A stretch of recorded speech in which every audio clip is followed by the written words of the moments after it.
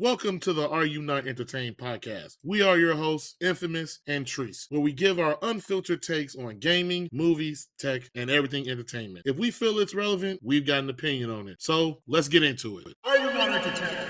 And we're here to get into it. Episode 3. This week's agenda and topics, we have our regular show opener, Breaking the Ice. That just happened. Did you catch that? Casual versus hardcore gamers, AI and the real threat, Marvel movie, how it all began, the golden days of anime, and rounding it up, as always, our tech talk. Let's go and get started with Breaking the Ice subject. This week we have Xbox has once again raised the prices on their consoles, starting at the Series X at $600 and the special Galaxy 2 terabyte at a whopping, I'm just going to start off and say, I don't know what they're thinking. I don't know in what right mind anybody, from the lowliest guy in the mailroom to the top exec, that believes anybody is going to purchase these consoles in the quote-unquote hard economic time that they're talking about, that every average consumer is also going through. But yet, let me remind you all, Microsoft is a to make sure I say this for you all in the back, trillion, and they have faced record declines of console sales year after year. Double digits, I might add. So if people were already not buying the console, you haven't given them much incentive to really think of to buy the console. Let's go and move it over to my co-host, Trice. Trice, what do you think and or feel of this announcement? All right, so let me just run down the Xbox Series prices starting in October. Xbox Series S 512 gigabyte, $400. Xbox Series S 1 terabyte, $450. Xbox Series X Digital Edition, $600. Xbox Series X Disc, $650. Xbox Series X 2 terabyte, like you said, $800. I don't know who the fuck Xbox think there are for them to have the most expensive console on the market. I know PlayStation, they went and did price increases, and the PS5 Pro, it's $750. So you're over $50 from the PlayStation, but basically their number one home console. How can you figure that you can outprice them when you don't even give people a reason to buy your console? Like, before this price increase, they sales wasn't doing anything. So what do you think is going to happen after the price increase? I think Microsoft has lost their last brain cell. Who I told you, whoever is running the Xbox, I feel like they should have been fired a long time ago. I don't know if they feel a little bit more confident because PlayStation raised the prices, back in August. So they like, oh, we're just following the trend, which is what they all do and say. Xbox, baby, you're not in PlayStation's league. You're not moving the needle. Absolutely. You're not, like I said, giving me enough I give a fuck about your system for you to charge and be the highest system on the fucking market. No. I mean, that's just my raw opinion. And they're citing all these reasons. Like, I looked it up earlier and it was like, oh, tariffs, import costs. They have this little flashy word, microeconomic environment / inflation. What the fuck? What? Sounds like word salad to me. Yeah, that's all it is. Raising manufacturing and development costs. What are you developing? What are you developing? I say again for the people in the back, what is Xbox developing? And then, of course, profit margins pressure. We all know they've been losing on this console as far as margins for a while. And then they quote industry-wide trend, which they said they are just following the suit of Sony and other gaming companies increasing the price. But you're not PlayStation. Now, you're not even Nintendo. You cannot follow the train if you don't have the same thing. But see, hold on. That comment is pure bullshit, because, not to take sides or anything, Sony was the last to increase the prices of their console after Nintendo did suit and Xbox. This is Xbox's second round of increases. So I don't know how they say due to market trends and etc. You've already done it once. Nintendo raised the price on the original Switch and all accessories, and then they said, oh, well, we can do that. They thought they could do it with the games and that backlash. And for whatever reason, they said, hey, we'll raise our consoles not once, but also twice. And again, like what you said, you're not Sony. You're not PlayStation. You are not the market lead as far as statistics for the home console. Look, for Like I said, we're anything. not here to take sides or anything, but even I am PlayStation, when they shit. raise their Fuck price, Xbox.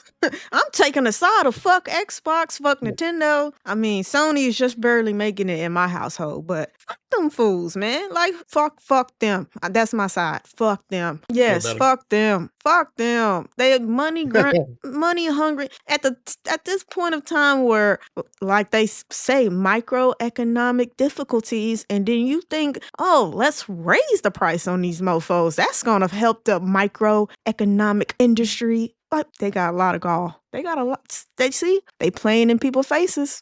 They charging $800 for a paperweight. I just want to make that known. It's a paperweight. You better off saving $50 and going for the PlayStation Pro. At least you'll have more games to play. And then the problem with that is that $800 console version that they're talking about. If memory serves me correctly, that console was a limited edition and a limited run. It is not something that they are just churning out and have readily available like Sony's PlayStation 5 Pro. So I don't see what is even the point in you so-called constantly choosing to raise the bar / price on that when I don't believe they continuously make on that. Now, I'm not 100% sure, but I do know the last time I checked when I wanted or thought about getting one of those, they were sold out on the Microsoft Store. If you It was buy Microsoft that, Store and it was Best Buy. no, if you buy another Microsoft Xbox system, we gonna fight. I said I was looking into it. No, that's Looking into how it. that's people. That's what leads him into buying shit. He's looking at it, and it goes into his cart for like a month, and then all of a sudden he presses buy. I know you. I know you. Don't look at the shit. Don't even look at it. It ain't for We're not us. here to talk about Infamous problems. We're here to talk about Xbox's problems. Listen.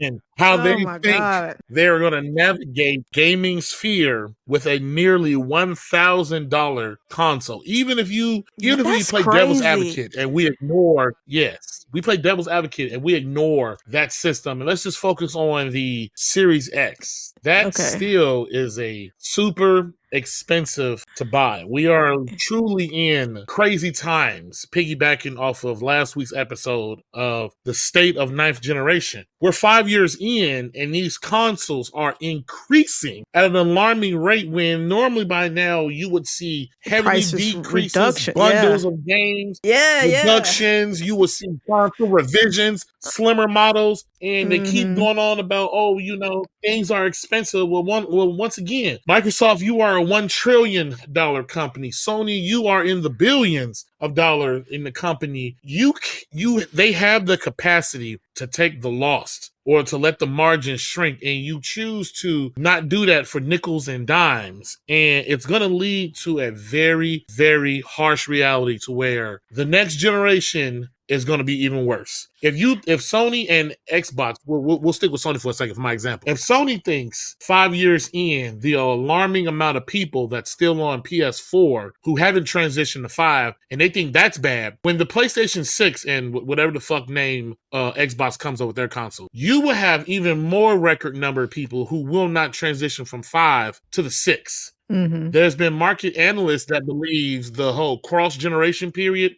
from one console to another, will be even more extreme from the 4 to the 5 because, like I said, they're still making PS4 games.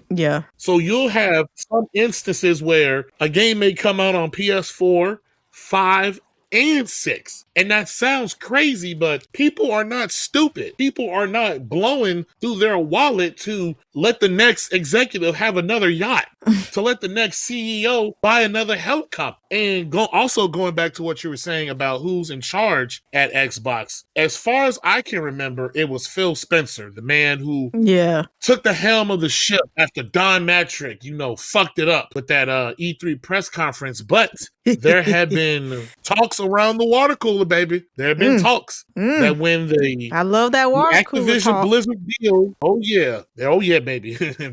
There's gossip in the air. There's been talks that after the Activision Blizzard deal went through and Microsoft, big dick money, blew through nearly $70 billion dollars for that. I still Microsoft can't went to believe that. Xbox and said, "Hey, you spending a lot of money and you ain't earning that back. We need to see a return on this investment." It's been hinted that Phil Spencer is no longer truly in charge. He is the face. He's the person they sent out into the wild to smile, shake hands, kiss babies, high five. But it's heavily rumored that Satya Nadella, the CEO of Microsoft, has taken over and stepped in for serious decision making of Xbox. Him and Sarah Bond, which is why you see her more now and a little bit less of Phil Spencer. Why you see it's Microsoft Gaming Studios and not Xbox Gaming Studio, in a sense. Why they're more cutthroat in a sense. We're like, yo, we don't care. We want this money back. We want to see the line not just stay steady. I don't know where they believe that this will happen, where you have, my guy, you got chicken wings that are at an alarming price, groceries, gas. Eggs. Remember when eggs were high? Out of this work of eggs.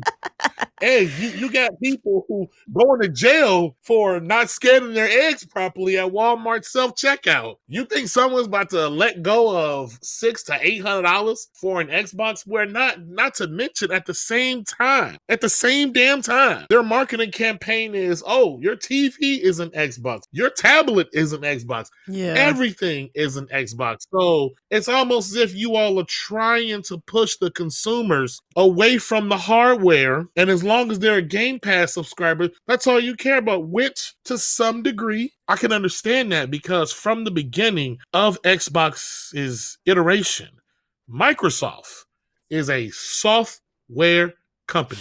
He's always still on have that. been, always will be. But that's the truth. That is the reason why they were able to make backwards compatibility work on the Xbox One when they originally said it couldn't, because they said they tricked the hardware into making, they built a digital software 360 into the Xbox One. And it was we'll say nice sense of ingenuity, which allowed them to put a 360 disc in it, working, etc. PlayStation didn't do, such a thing with the 4 to the PS3 to the 4, because of the cell processor. All Microsoft's bread and butter has always been software. Now, yeah, they got a little butt hurt, with the PS4 generation and the Xbox One. They're like, okay, well, we won't let Sony out hardware us anymore. But what is the point in the hardware if the hardware does not sell? And then at the same time, you are pushing people to not care about the hardware and just focus on, you know what I'm saying? Like, what is the end game for all these moves? Because it surely will not bring uptick into the numbers. Yeah, no. I think they're circling the drain at this point, honestly. Unless, and I said this last video, I don't pay for Xbox Pass, so. And then all the games I want to play are on PlayStation. I have not ran into a reason to be like, oh, I can't play this game I want to play on PlayStation, so I have to go play it on Xbox. I have never said that all of night gen. So that's problem one. And I still believe that they don't think that's a problem. I just don't. And it makes me very nervous when I see these prices now in 2025, because, they are already talking about 10th gen consoles. And so if they're comfortable charging $750, $650, $600, if they're comfortable doing this now, when I guess theoretically we're on the tail end of this generation and it's all downhill from here, what the fuck do you think they're going to charge for 10th gen? They like, oh baby, they've already come custom paying $600 to $800, so let's slap a $850.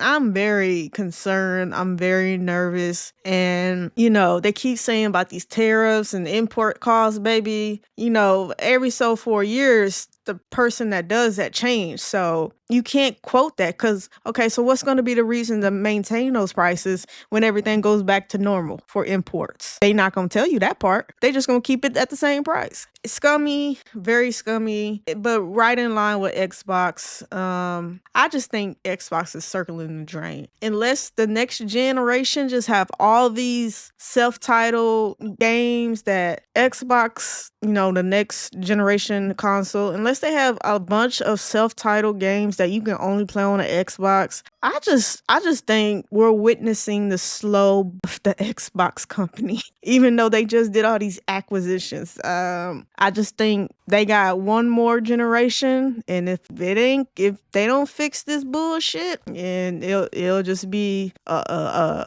wasted potential. What could have, should have, would have. Yeah, bro, you got to make games. You have to make games. You cannot say you're in the gaming industry and you talking about all this fucking software shit. Like, that don't even go together. Take that shit to your PCs and your tablets and all the other shit you got going on. Don't bring that to video game, because you need a video game to sell to a person that wants video games. So I think we're just watching a slow death. And I am on the side of fuck Microsoft after this. That's the dumbest shit I've ever seen. For you to be the least selling console, and now you're the most expensive. You have the most expensive console on the market. That shit don't even go together. So that's why I said fire everybody. I don't care who's really doing it and pulling the strings and took over. All this shit has been a mess for a very long time. Like you said in the last episode, Microsoft is making the bill come due. They're calling the loan, and when they call the loan, you either got the money or you don't. And it's simple as that. And if you ain't got their money, they take all that shit back and they sell it off to get the money back. Yeah, that's how I feel. They're circling the drain. It's all downhill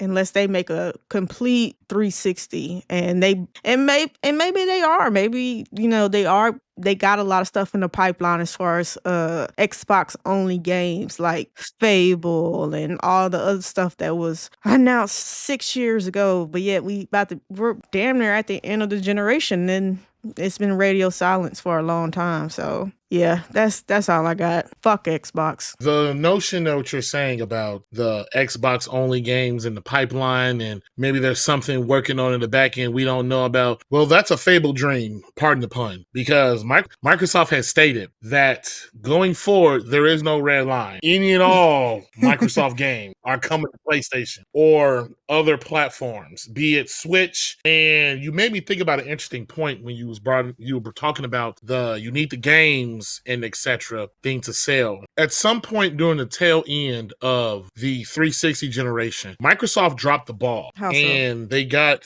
hungry for a untapped market. And we'll get into this segment a little bit later on the show, but the hardcore gamers is what made the 360/Xbox itself what it is. But they saw the Nintendo Wii and how that system was selling out. You couldn't find it for the longest. That system sold over 100 million plus, an achievement no Xbox console has done. And Microsoft pivoted, and that's how they made the Kinect. They wanted to go for the casual, the mom and pops, your grandmas, 5-year-olds to play the tablet and the simplistic thing. They wanted to go for that market, and somewhere along the line, they left behind the people that made them what they are and kept chasing the feeble dream, which is, one, you're not Nintendo. Nintendo's audience is a completely breed of a beast. They will buy shit wrapped in foil if the Nintendo seal is on it.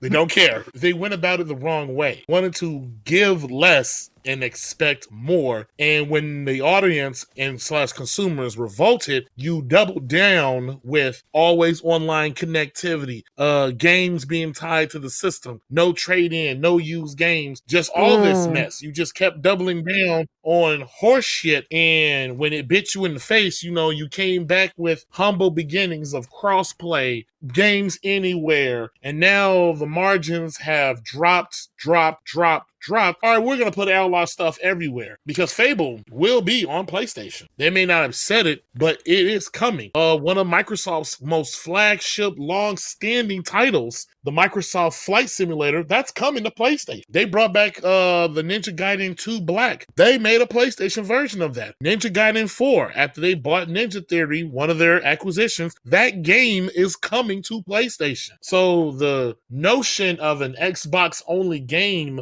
to push the sales, as if, this is 2008 again, that just ain't happening. And like I said, I truly feel Microsoft steering the ship. They're like, hey, we don't give a fuck. Brand recognition, loyalty, etc. We want the numbers to go up. His sixth mistress needs a new wig. She needs a new dressing room. That's all they care about. Microsoft is very comfortable moving themselves slowly into this third-party publisher. And hardcore Xbox fans don't want to hear it, but that's just what's happening. After this next Xbox console, that might be the last, and Microsoft will probably slowly transition Xbox into what Sega has become, a third-party publisher that puts their games on PlayStation and reminisce of the good old days when, we used to be part of the big boy crew, and, we sit on the benches now. We hang out with the janitors after the games. I'm sorry, custodians. Because that's where it seems like it's going. Forza Horizon 5 sold 3 million copies last time it was talked about on PlayStation. Xbox games are selling on PlayStation. Why would they so much of their big dick money and try to keep fighting a losing war between Sony and Nintendo when they can be like, you know what? Just put our stuff everywhere. And the more extra money we make, hey, the more money we make. Even if they do lose a 30% of it because it's a game on PlayStation system, PlayStation gets their 30% cut. But that's just where they're at. This raising the console prices, I just don't think they care about the hardware anymore. They have taught their audience, one, hey, don't buy, let alone don't buy games. We got you on Game Pass. And then two, whenever an Xbox specific game comes out, or first party, however you want to call it, they don't make a physical copy of it. It's just straight digital. I mean, well, it all goes to Game Pass, so why make a physical copy of it? Doom Dark Ages. It came to PlayStation on a disc, asterisk for the disc part. They didn't do that or give that out to Xbox. It was like, hey, it's on Game Pass. You either buy it digitally or you play it digital on Game Pass. Why you need a disc? That's where they're at. So I was just looking it up while you was talking, and that, I guess I'm speaking strictly from an Xbox 360 fanatic. So myself, I am trying to push Xbox to go back to their humble beginnings and when they could do no wrong. But I guess in Microsoft and Xbox view, they're going, like you said, for the money maker. And they do not make money off console sales. Like most of the time, most companies break even or it's a slight margin of profit. All the income for, PlayStation and Xbox, Nintendo comes from game sales. Anyone could expect a game would do higher sales on all three consoles versus one. So in a business sense, what Microsoft and Xbox are doing makes sense. Just being a fan of Xbox and playing games and,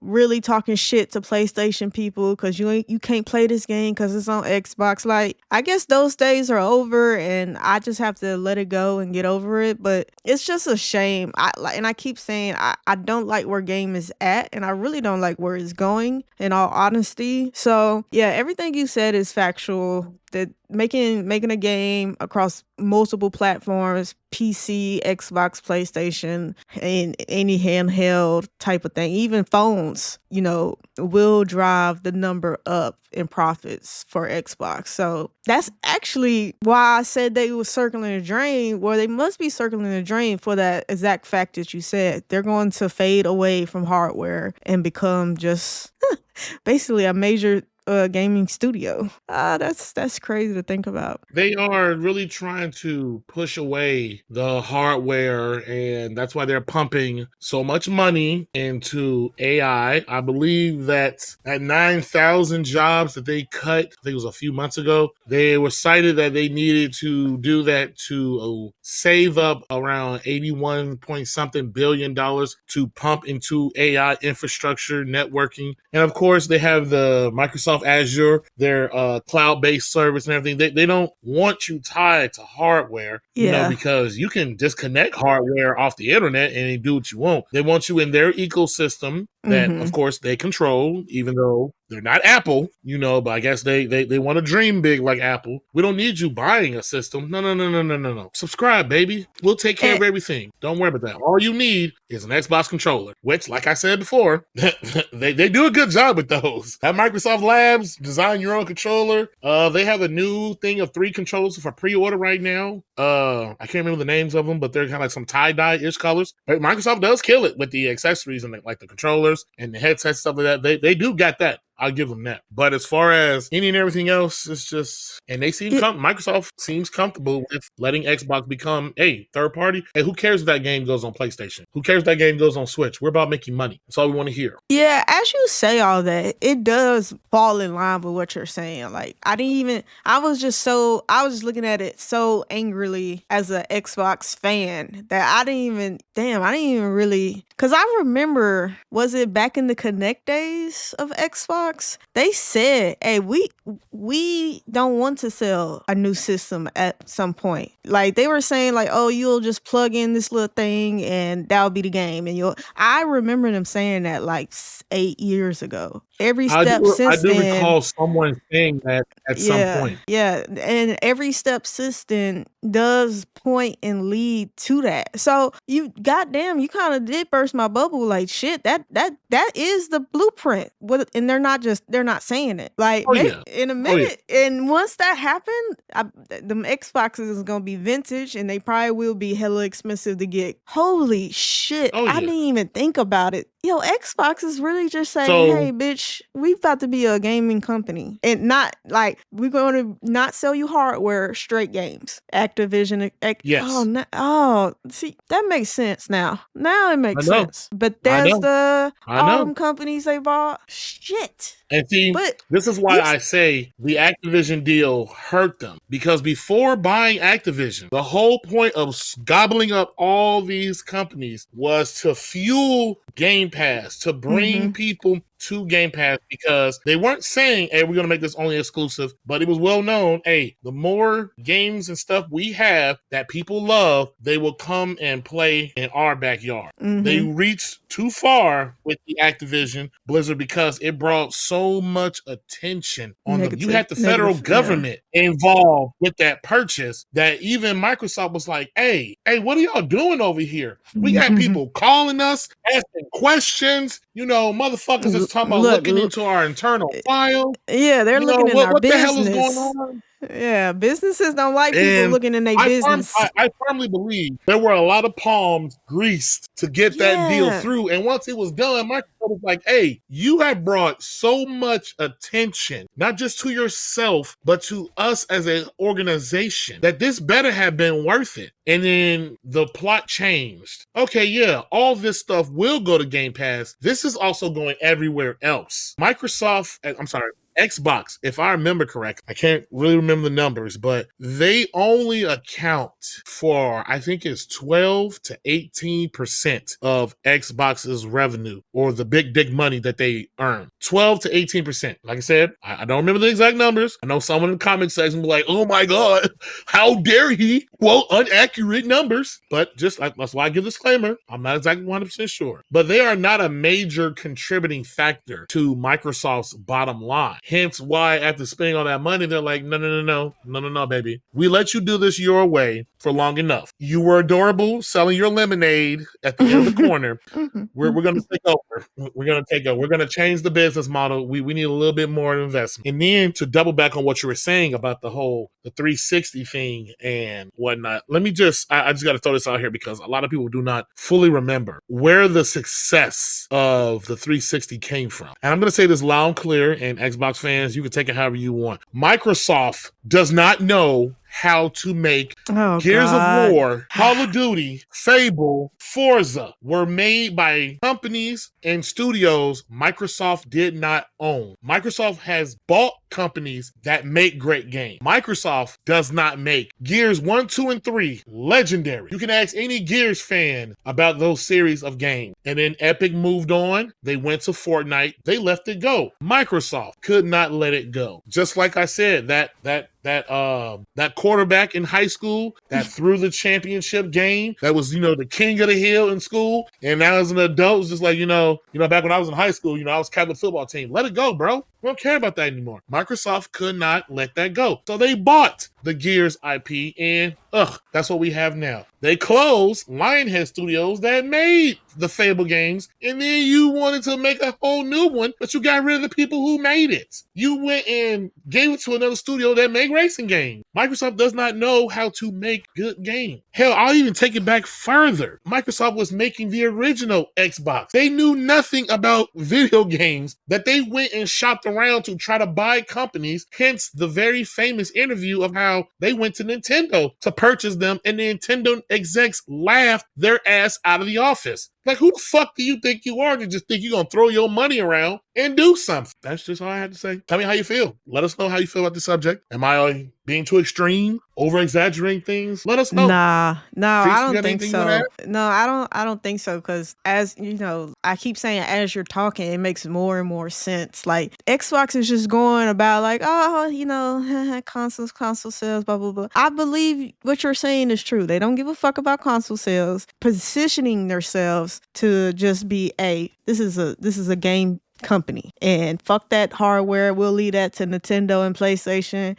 But I want to say this one thing before we move on. In the last episode, you noted that Nintendo said they will never have Game Pass on their console. So how's that going to work? PlayStation and Nintendo don't play ball. That only works if they can sell the games on all the systems. The time has come and passed for Nintendo or Sony to give in to the money machine called Microsoft. Neither one of them want Game Pass on their system. I've read, or I think I remember watching a video where they went to Sony execs and they were like, it just is not happening. The idea was that a very stripped down a la carte version of Game Pass will go to these platforms, and it'll be strictly just the Microsoft first party stuff, because there are some third party ish games on Game Pass, but they all passed on it. So now what Microsoft has is their games will just go to those platforms a la carte on their own, be played from there. I believe you can play Gears of War Reloaded on PlayStation 5 and play the multiplayer with other PS5 people. Should you want the full cross-play functionality to it, you have to sign into an Xbox/Microsoft account in order to do that. And that's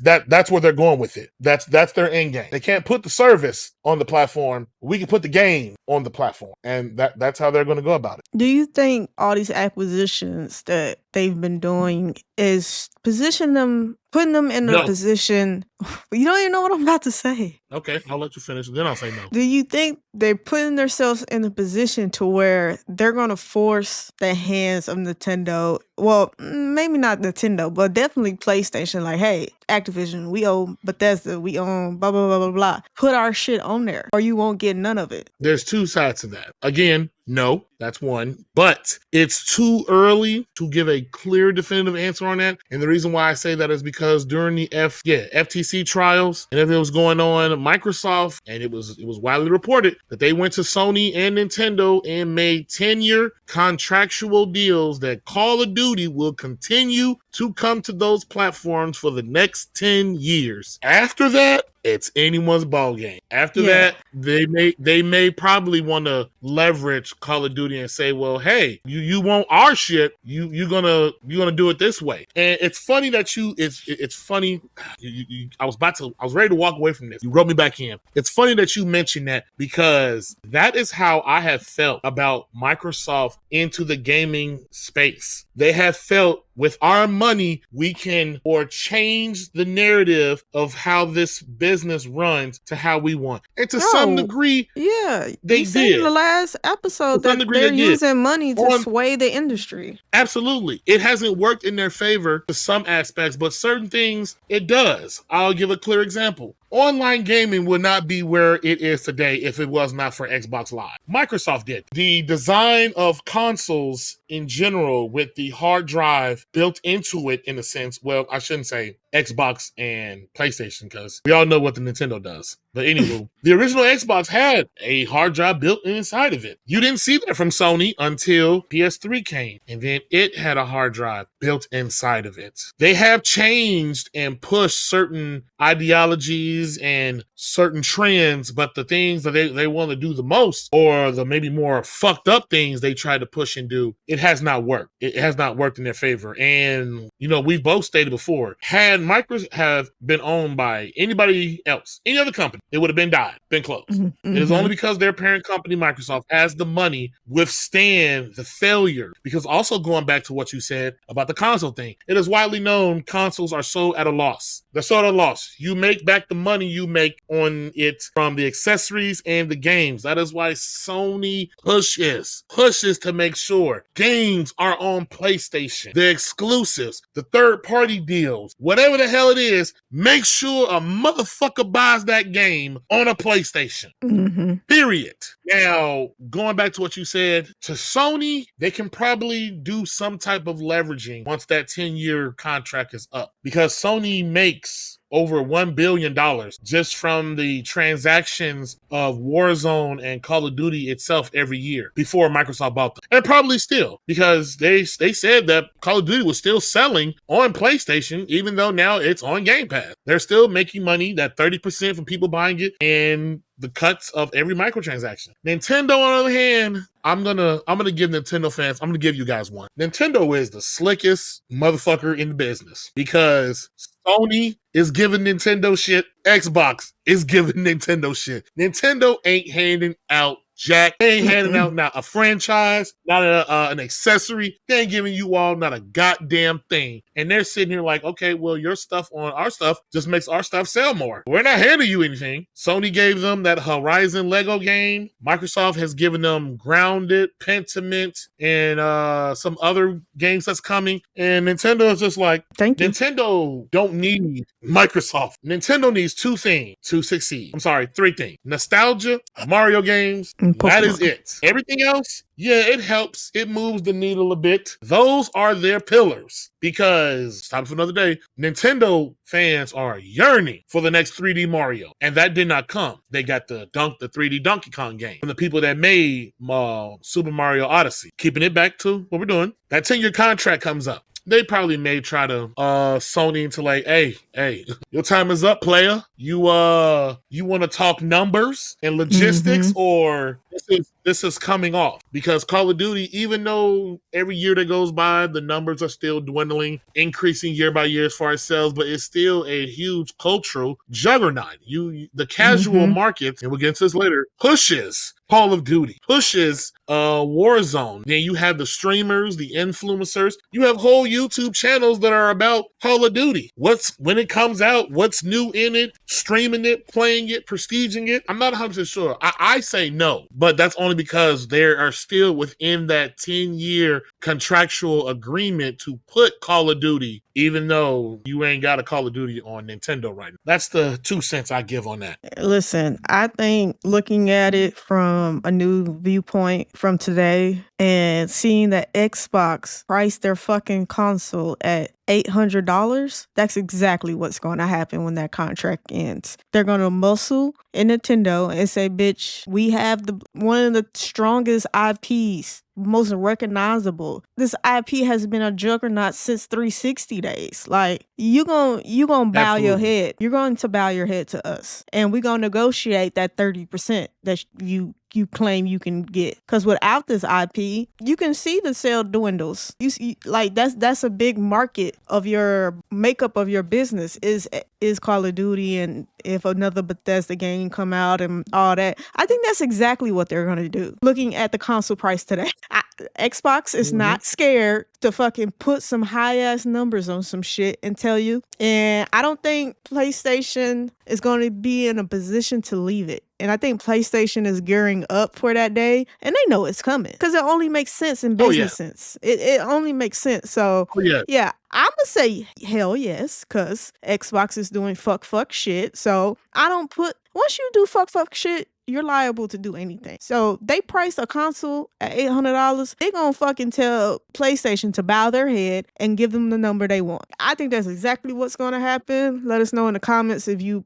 agree or disagree, and if you're a little scared for next generation, because it's getting real grimy outside for these companies, and it's getting bad.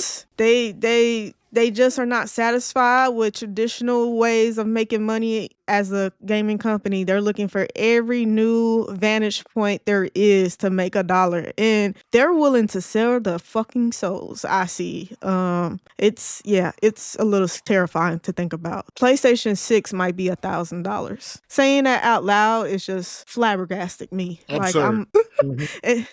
and then they talking about doing a handheld. So that's 1,000 plus games, plus the PlayStation membership to play online. Then if you want to do the anywhere gaming shit, and then if you want to play Xbox games on PlayStation, that shit. Oh my god. But we can move on to the next topic because this shit is a little depressing. I got two things to say to end this. When this contract agreement ends, you'll see probably push a little bit harder with their market strategy with their games. It's been heavily suggested that Sony really needs to break into some type of multiplayer-esque or first-person-esque shooter type game to corner that market, or at least get a chunk of it. But the one main thing I will say, when this contract agreement that Microsoft had to sign for, Call of Duty and all this other stuff, Microsoft is going to stop playing nice. Oh, The nice gesture, the cross play and play anywhere. Microsoft is only so nice because they just constantly losing L's. When this contract ends and they are not beholden to anybody, and Microsoft has really dug their fingers and full control of Xbox, all the nice shit that they do, it's gonna all go away. Because let me remind you all real quick, once upon a time when Big Dick Microsoft was on running high with the 360, you had to have Xbox Live Gold to talk in party chat. Yeah.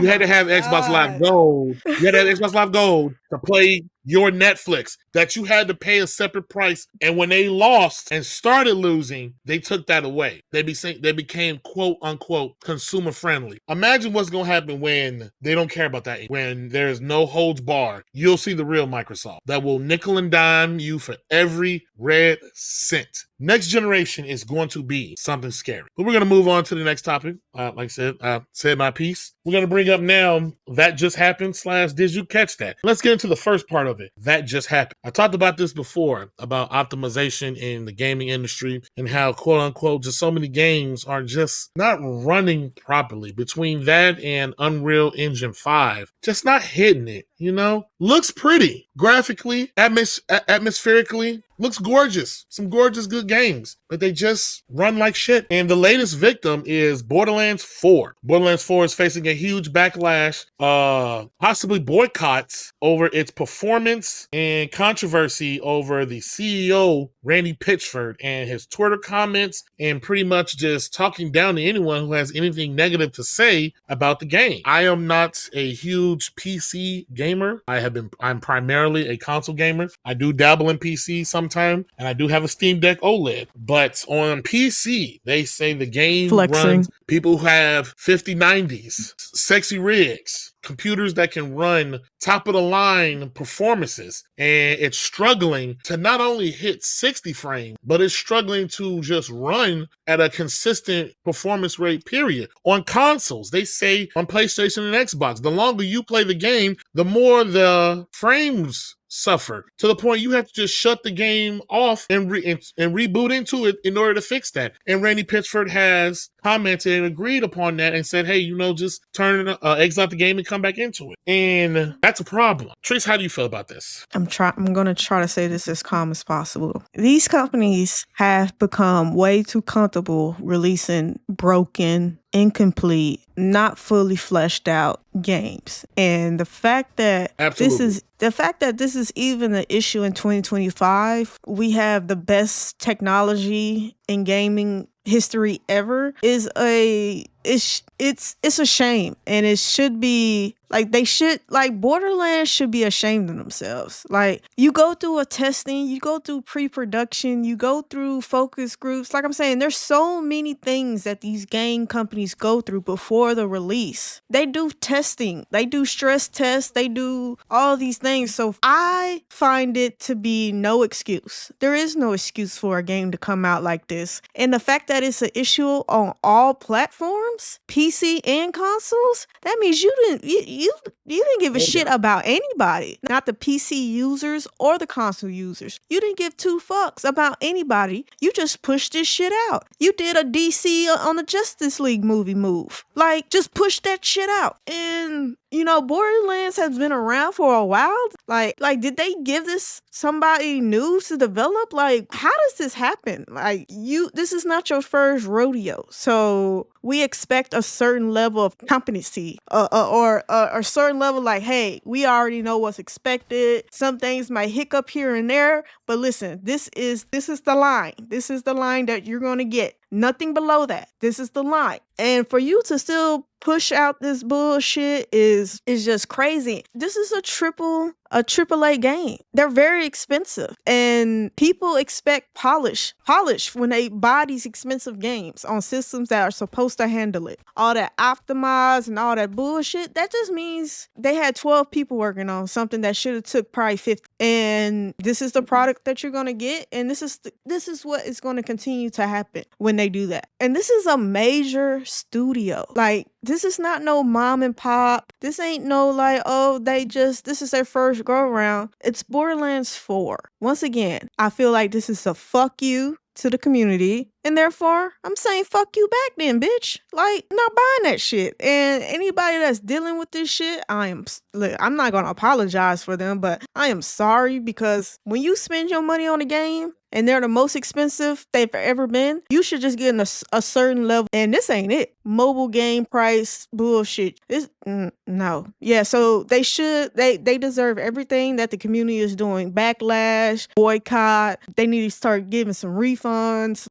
They deserve everything, and that's just my quick. It's funny that you mentioned that, because Playing the in our CEO faces. did say that. The CEO did say that on Twitter, that if you have a problem with the game and its performance, refund it or don't buy it. He did come out and say that. Piggybacking off of what you also said about the games. Now, a lot of people have said it's an Unreal 5 issue. Unreal 5 I'm is sick of causing hearing these that. problems, I'm stuttering, sick. and I'm etc.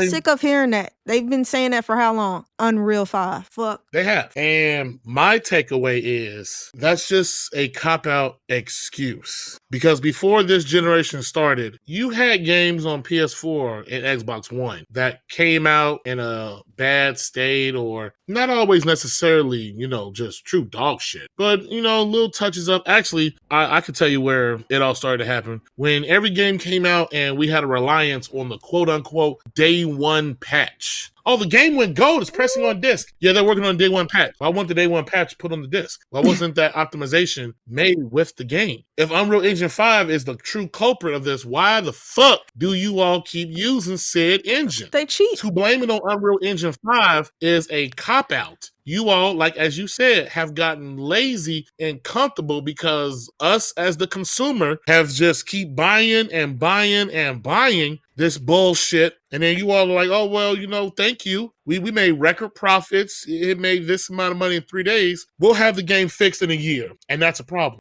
Todd Howard infamously said it during an interview. It's not about how you launch a game. It's about how you finished. Because they are comfortable with releasing half-ass, broken, dog shit games and be like, oh, well, we'll fix it as you buy it. The more you buy it, the more we'll fix it. And that's ridiculous. But who the fuck do you think you are to tell me that?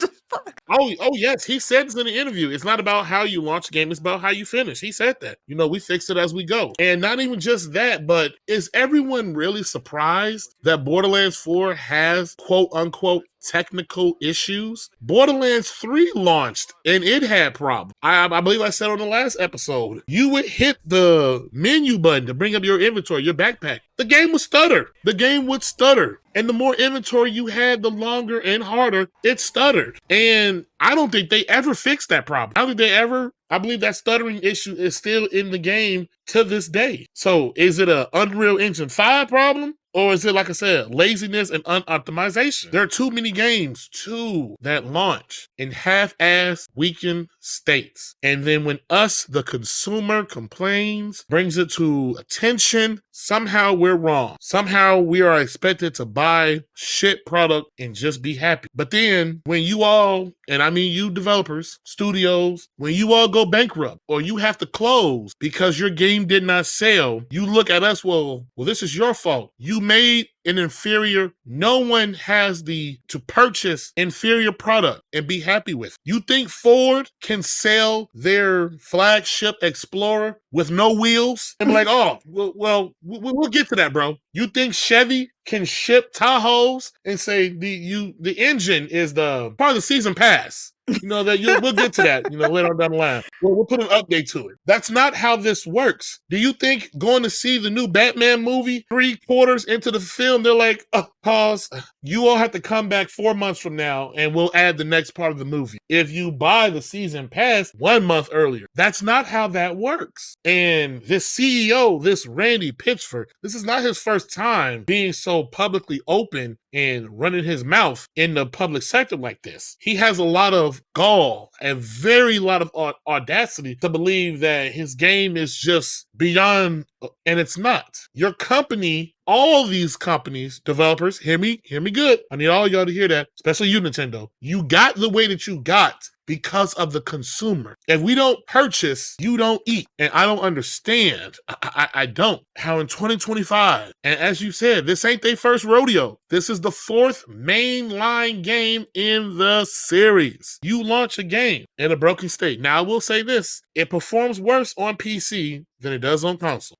So, but they're supposedly the master race. My whole thing is too many people have gotten okay with mediocrity, and that's a problem. Too many consumers are okay with, all games come like that. They'll fix it eventually. Then why the hell are you buying it? Why are you okay with FOMO. it? And this is going to feed into, that's true too, FOMO. FOMO is very real. But this also is going to feed into another segment we have for this episode. The casual, you have many people, the casual market, who does not pay attention to reviews, pay attention to interviews and game news and etc. They just see the billboard ad, they see the commercial ad. Oh, Borderlands 4. Well, it had to have been good to have gotten a 4. The first 3 must have been so great. And then they go and they do as consumers do.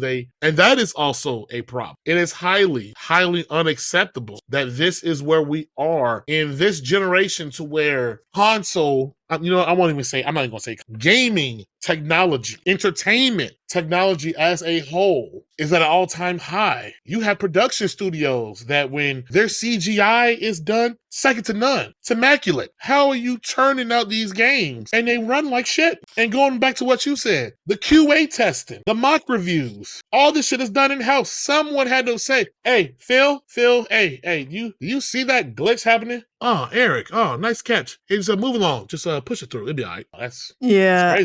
I really, on a bucket list as far as this podcast, would want to interview just a regular guy on a development team of a new game. Because I really want to know, and they will be anonymous, of course. I really want to know how do we get to these points of games being so broken at release? Because let me do a quick run through of everything that Borderlands 4 is receiving backlash for. First, number 1, performance problems on all platforms. Players are reporting crashes, stutters, and frame rate drops on high-end hardware such as RTX 5090. PS5 Pro, one issue is a suspected memory leak that makes the game perform worse over time. Damn, so it gets worse the more you play it? Loss of progress and skill points. Big problem. Skill points are being lost when the game crashes or when players disconnect in multiplayer. Why is that always an issue? I swear that one, if your game is having problems, loss of progress is always on the list. And of course, missing poor quality features, lack of field view, slider, toggle for motion blur on consoles has many upset. Players' comfort is a big deal, and these features are kind of standard at this point for shooters. Good point.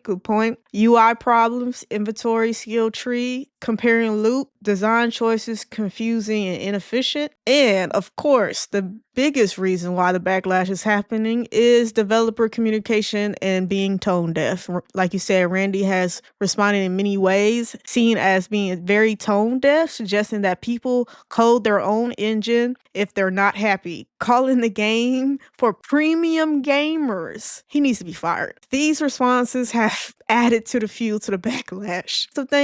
There's some other small issues, and the reputation for Gearbox is taking a major hit. Like I said, people are talking about boycotting, and this is just ridiculous. If this is your fourth time making a sequel to a game franchise, you should never be associated with stuff like this. Boycotting? And gamers will take a lot of shit. So it takes so much for the word boycott to even be brought up in gaming community. So you really fucked up if the gamers are saying we need to boycott. So yeah, that's just a quick rundown of everything that's going on with Borderlands 4. Definitely hit the comments below and let us know. Do you have Borderlands 4?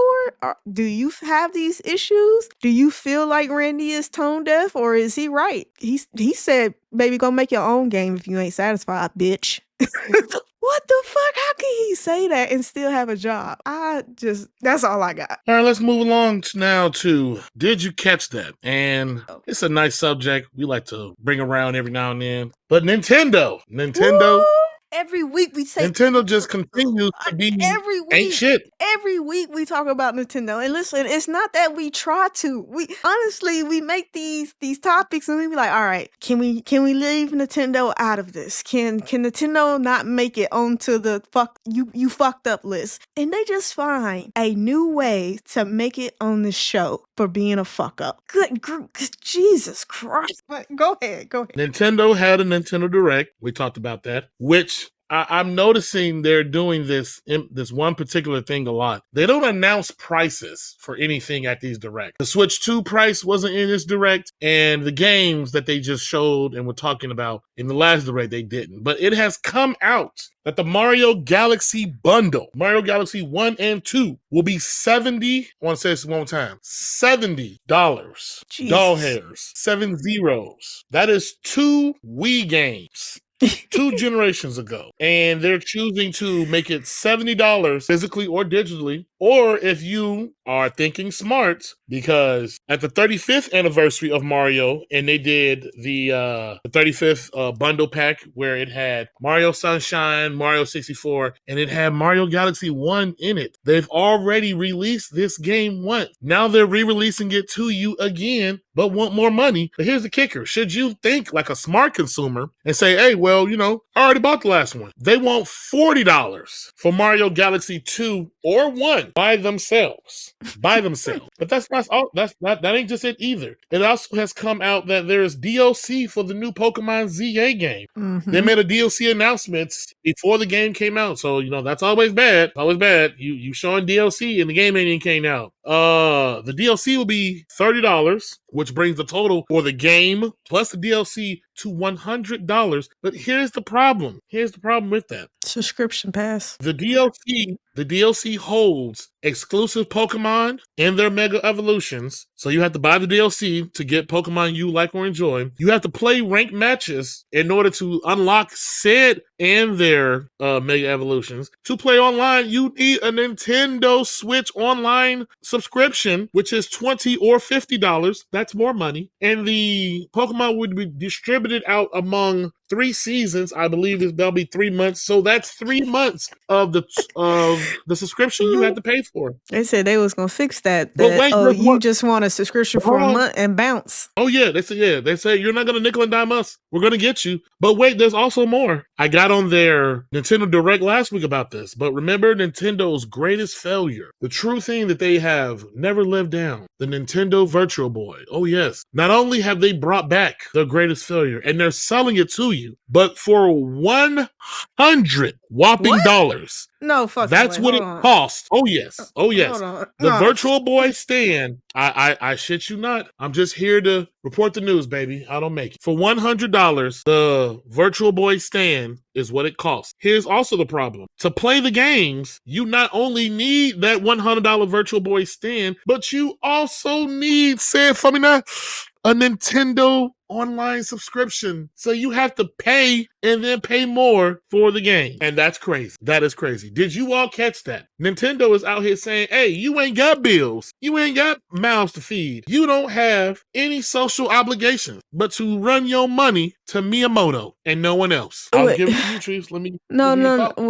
wait. So, what's the plastic full replica version? $9.99. What is that? You said Cardboard what? model version $24.99. I just googled Oh yeah, Virtual so Boy. there is a cardboard model if you can afford, the real thing. They do have a cardboard model. I believe it's $25. Yeah, But for the regular Virtual full Boy experience, replica. Yeah, 99. 100. For yo, they said no, only we gonna repackage our failure, baby. It's $100. It's a premium to play our failure. What the? Nintendo has lost their Right. fucking minds. God damn it! Every fucking episode, Nintendo loses their shit. Like, what the fuck is it? All right, let me. They have lost Bring it their on back. fucking mind. Bring it on back. Listen, just off the Mario Galaxy 1 and 2 bundles, slimy work, bruh. For you just had a 35th anniversary. Like, who is determining the pricing? I have to know this. I'm gonna have to look this up because, baby, they just don't give a damn about nothing. And I see that there is a lot of backlash for this pricing because gamers feel like it's really double dipping and you're charging somebody twice. Absolutely. And Absolutely. listen, let's not even get into Pokemon backlash that they getting. People don't play about their Pokemon. Now, anything else you can play in their face a little bit with Nintendo fans, but Pokemon, you trying to drip feed me some shit over several months and then require me to have a subscription and then say you releasing DLC at the announcement of the game, so that really means that shit should have been in the game regardless. So the game is $70, the DLC is Content. $30.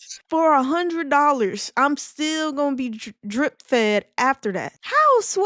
How are you comfortable doing that? Why are you? And then we all know that Nintendo is notorious for their games never going on sale. So if that's the price, that's just gonna be the price in 5 years. If we could be on the Switch 3 by then, it's still gonna be the same price. Slimy company, bro. And then it's like, well, like, how can you justify the $70? Like, what is the value you're really getting out of that $70 for that bundle? I see that the Pokemon fans, they already feel like the game is overpriced at $70. And then plus the DLC, and then plus the subscription.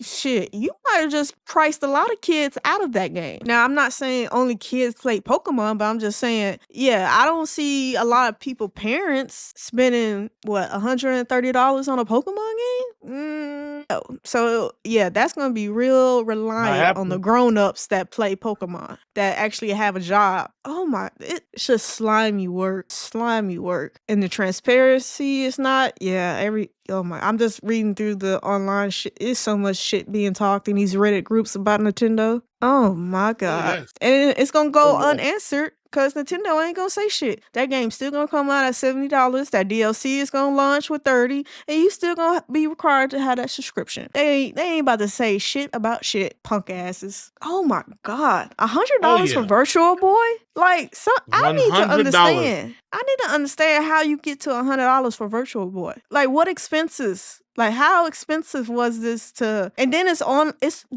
online. You have to have a subscription to play the game, right? Yeah, like, I don't. Sad day. It's a sad day for gamers all around from all these different companies. Listen, even more reason for me not to cut on my Switch.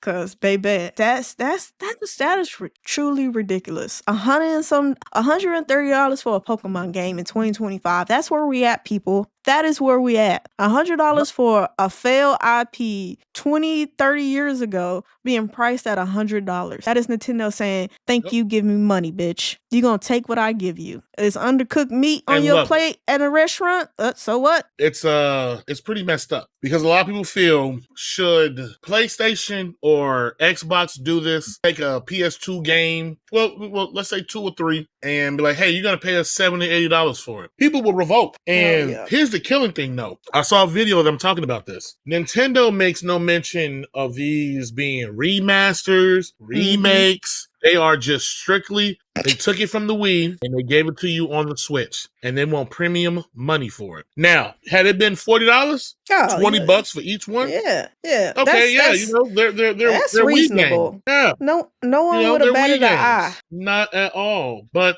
you want $40 for it a la carte digitally, and then in case someone does want to double dip and have it the first one again, that's $80 a piece or $70 for both. They didn't, and this is how they celebrate their most coveted mascot. It wasn't with a brand new game, something true and groundbreaking, something to push the boundary, as their Breath of the Wild did, quote unquote. I roll. It wasn't any of that. They said, hey, we're going to sell them old Mario game, and we're going to get top, even Pokemon. Like you said, people don't play about their Pokemon, whether it's the cards. And I guess even though Scarlet and Violet performed very well, even though that game had very bad performance problems, widely and knowingly reported, they just said, all right, well, everyone else nickels and dimes with DLC. How about we do it too? Let's hide some Pokemon and some Mega Evolutions. Yeah, people love that. Why give them so much for free, baby? We can charge them all the way. And that's exactly why. That is exactly why these studios that's making these Ghost of Tsushima and these Space Marine complete games and not only selling, they're only selling cosmetics, and Ghost didn't sell anything online. Matter of fact, they allowed you to play the online version without buying the main game. That's how much they was like, hey, if you only want to play online, cool. I think it was like $20, $30 or something. They didn't even have to buy the main game. I believe it was $20 when they sold it separately. Yeah, originally it came out, you needed the game. Yeah, at first, because they didn't think that the online was gonna take off like it did. That's why they need to be celebrated, because this shit is just nasty work, nasty work. So, and I'm a consumer type where, like with Space Marines, like I said, I bought the season pass too because I felt like the value was overvalued for what I paid. So if you're gonna charge $30 for something, right? At least try to sell it that it's really worth $50 or $60, or let me at least think, or give me the illusion that I'm coming out on top or better. Like Nintendo not even giving the value of the price they're charging. Like, they're just saying, hey, we're going to fuck you over in broad daylight. We don't care if you call for help. They're like the Men's Warehouse. They said, hey, you're going to buy this shit and you're going to love it. We guarantee it. But that's where Nintendo is with all this. The Virtual Boy. Oh, there was one more. I totally forgot. The Donkey Kong Bonanza had DLC, and people felt that it was a cash grab, that it should have been something implemented into the game itself as part of the end game. Because I guess due to reports, it was bare bones. It wasn't as they were comparing it to Super Mario Odyssey, to where when you beat the game, it had an actual post-game activity and things for you to do. Whereas Nintendo said, hey, you want to play more, you pay more, buddy. And that's how they went along with it. Yo, they are just too comfortable playing in people's face. Oh, absolutely. They just too comfortable. Like, and listen, mind you, a lot of these studios or companies that I complain about, I don't give my dollar to, I don't reward with my money, because I believe you ain't gonna play in my face like that. But PlayStation gets a little slack just because,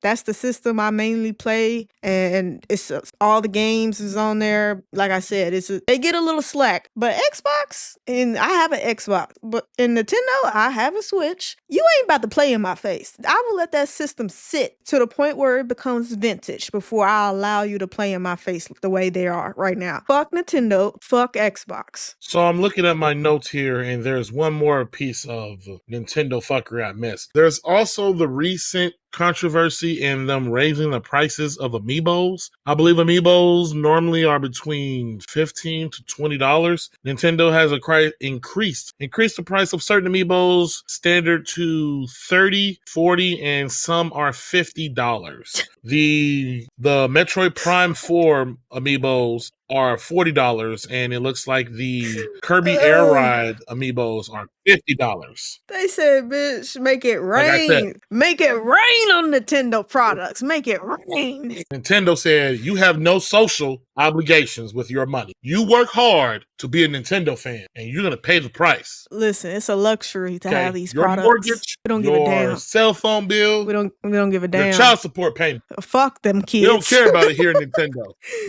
You're gonna consume. Fuck feeding them kids. Buy them kids Mario. No That's one's hungry insane. when they're playing Mario. That is insane. Oh yeah. And normally in the past, Nintendo products do tend to sell out very quickly, especially amiibos. The amiibos have been hot for the longest, but it looks like all of these have went up for pre-order, at least most of them, and they're still available for pre-order. Mm-hmm. They're still available. Normally they sell out to, Nintendo fanatics, the scalpers, etc. Hell, even the scalpers must say, like, hey, I can't move this. you want it for $50. There's no way I can resell it for anything higher than. Yeah, I know I'm gonna get flack in the comment section, Nintendo fans. But I want to say this. My co-host adds anything or we move on. Nintendo fans, I need you to hear me well. You are the reason Nintendo is the way that it is. You have made Nintendo successful. But in doing so, Nintendo is not your friend. Nintendo is a billion-dollar corporation that gives two shits about you and your family. And a lot of you will defend these prices saying like, oh, the better quality or they added more, whatever the case is. I need to reiterate something. In PS2 and early 360 generation, games came complete. There was no updating. There was no re-release. There was no we will fix it later. The game was what it was. You either made a dud or you made something spectacular. And all these corporations are too calm with releasing inferior product. And I'm going to say this, even Nintendo is too calm with releasing inferior product because you can go back to, I'll say not the Wii, maybe not the Wii, you ain't probably the early days of the Switch. Most Nintendo games, at least first party, they don't get updates. I believe if the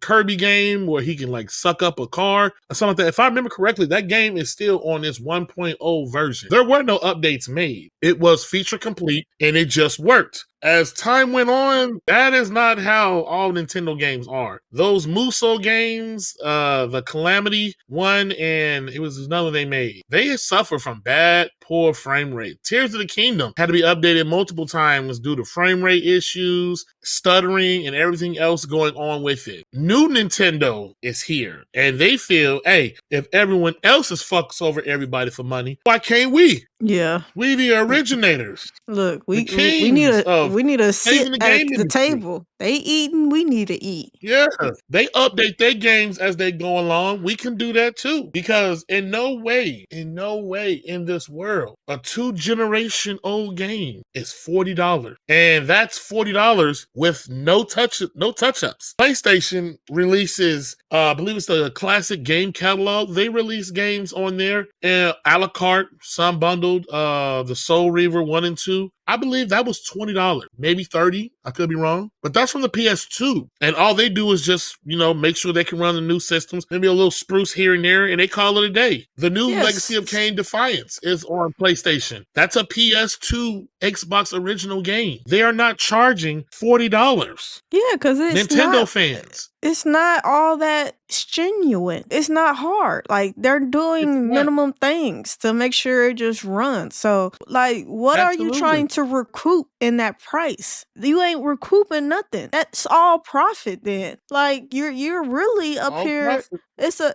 scam right in your right in the face of your consumers.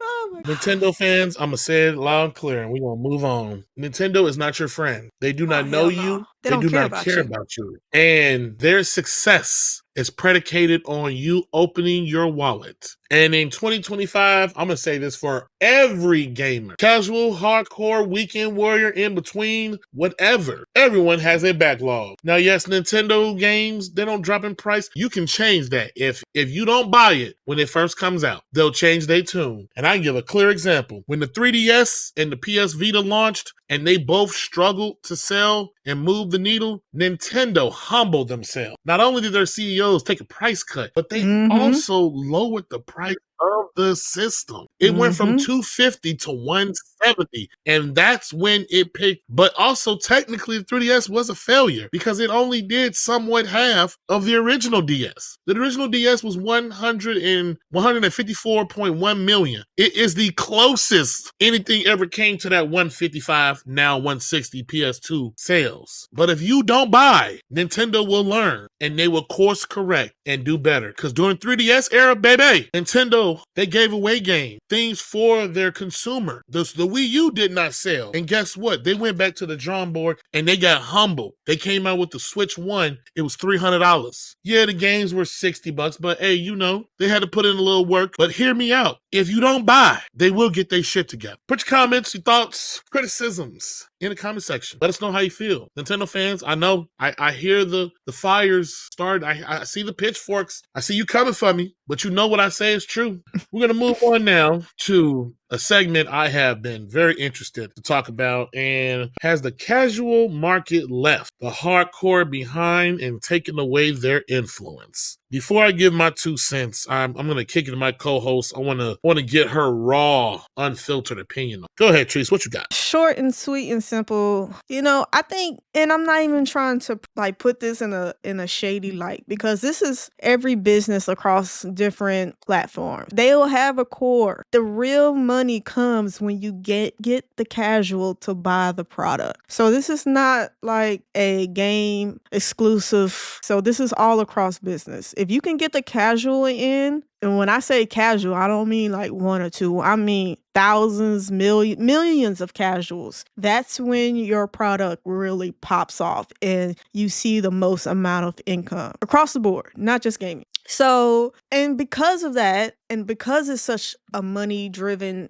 industry, like no gaming company make games for free to not make money, right? So yes, it's unfortunate because games are being made not for the people that brought it up until this point where we're at in 2025. The hardcore gamers that's bought multiple systems over the generations and have bought all the games and been the reason why some of these new IP titles, like when Call of Duty first came out, it was the hardcore gamers that made it a thing, and then it grew into this disgusting thing that it is now because of casuals.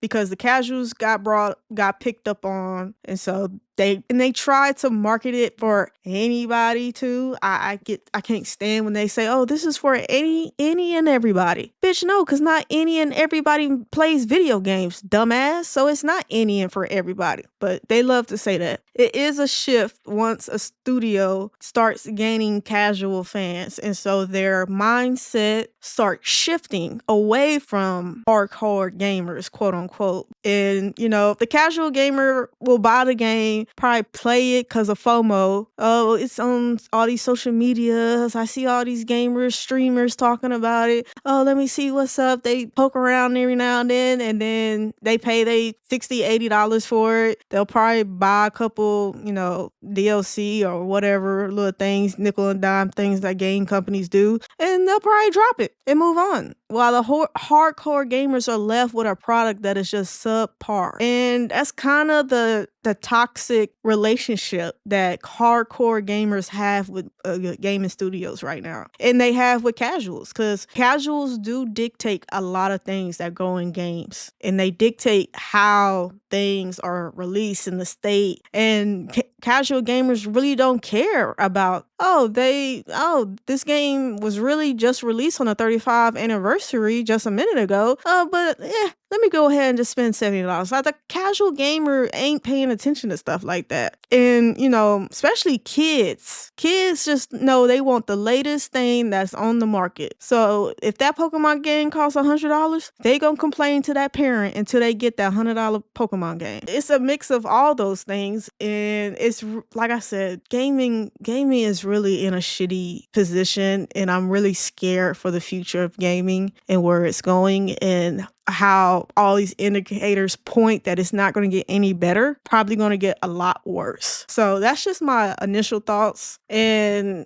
not saying that casual gamers, I'm not trying to say that casual gamers can't become hardcore, like, because they could find a game and stick around, but the likelihood of that is very low. It's just, it's a fucked up toxic relationship between hardcore and casual. It's kind of like the hardcore gamers get left with this shitty bag and shitty situation that was not made for them. No, like Borderlands fans that's been around since Borderlands 1, hardcore gamers already know, like, hey, this is the minimum thing I expect from Borderlands. But because so many casuals probably buy the game, don't give a fuck, they're just here for a short time, not a long time, they buy it and don't give a fuck, and don't even know about Randy's the CEO comments. Like, they probably never hear what he had to say, and that he's really talking shit about anybody that buys the game and have a problem with it. They probably never hear that. And that's another thing too that kind of separates casuals and hardcore gamers. Like, hardcore gamers are probably listening to this podcast right now, while casuals, they don't do the research. They just see it's new and shiny,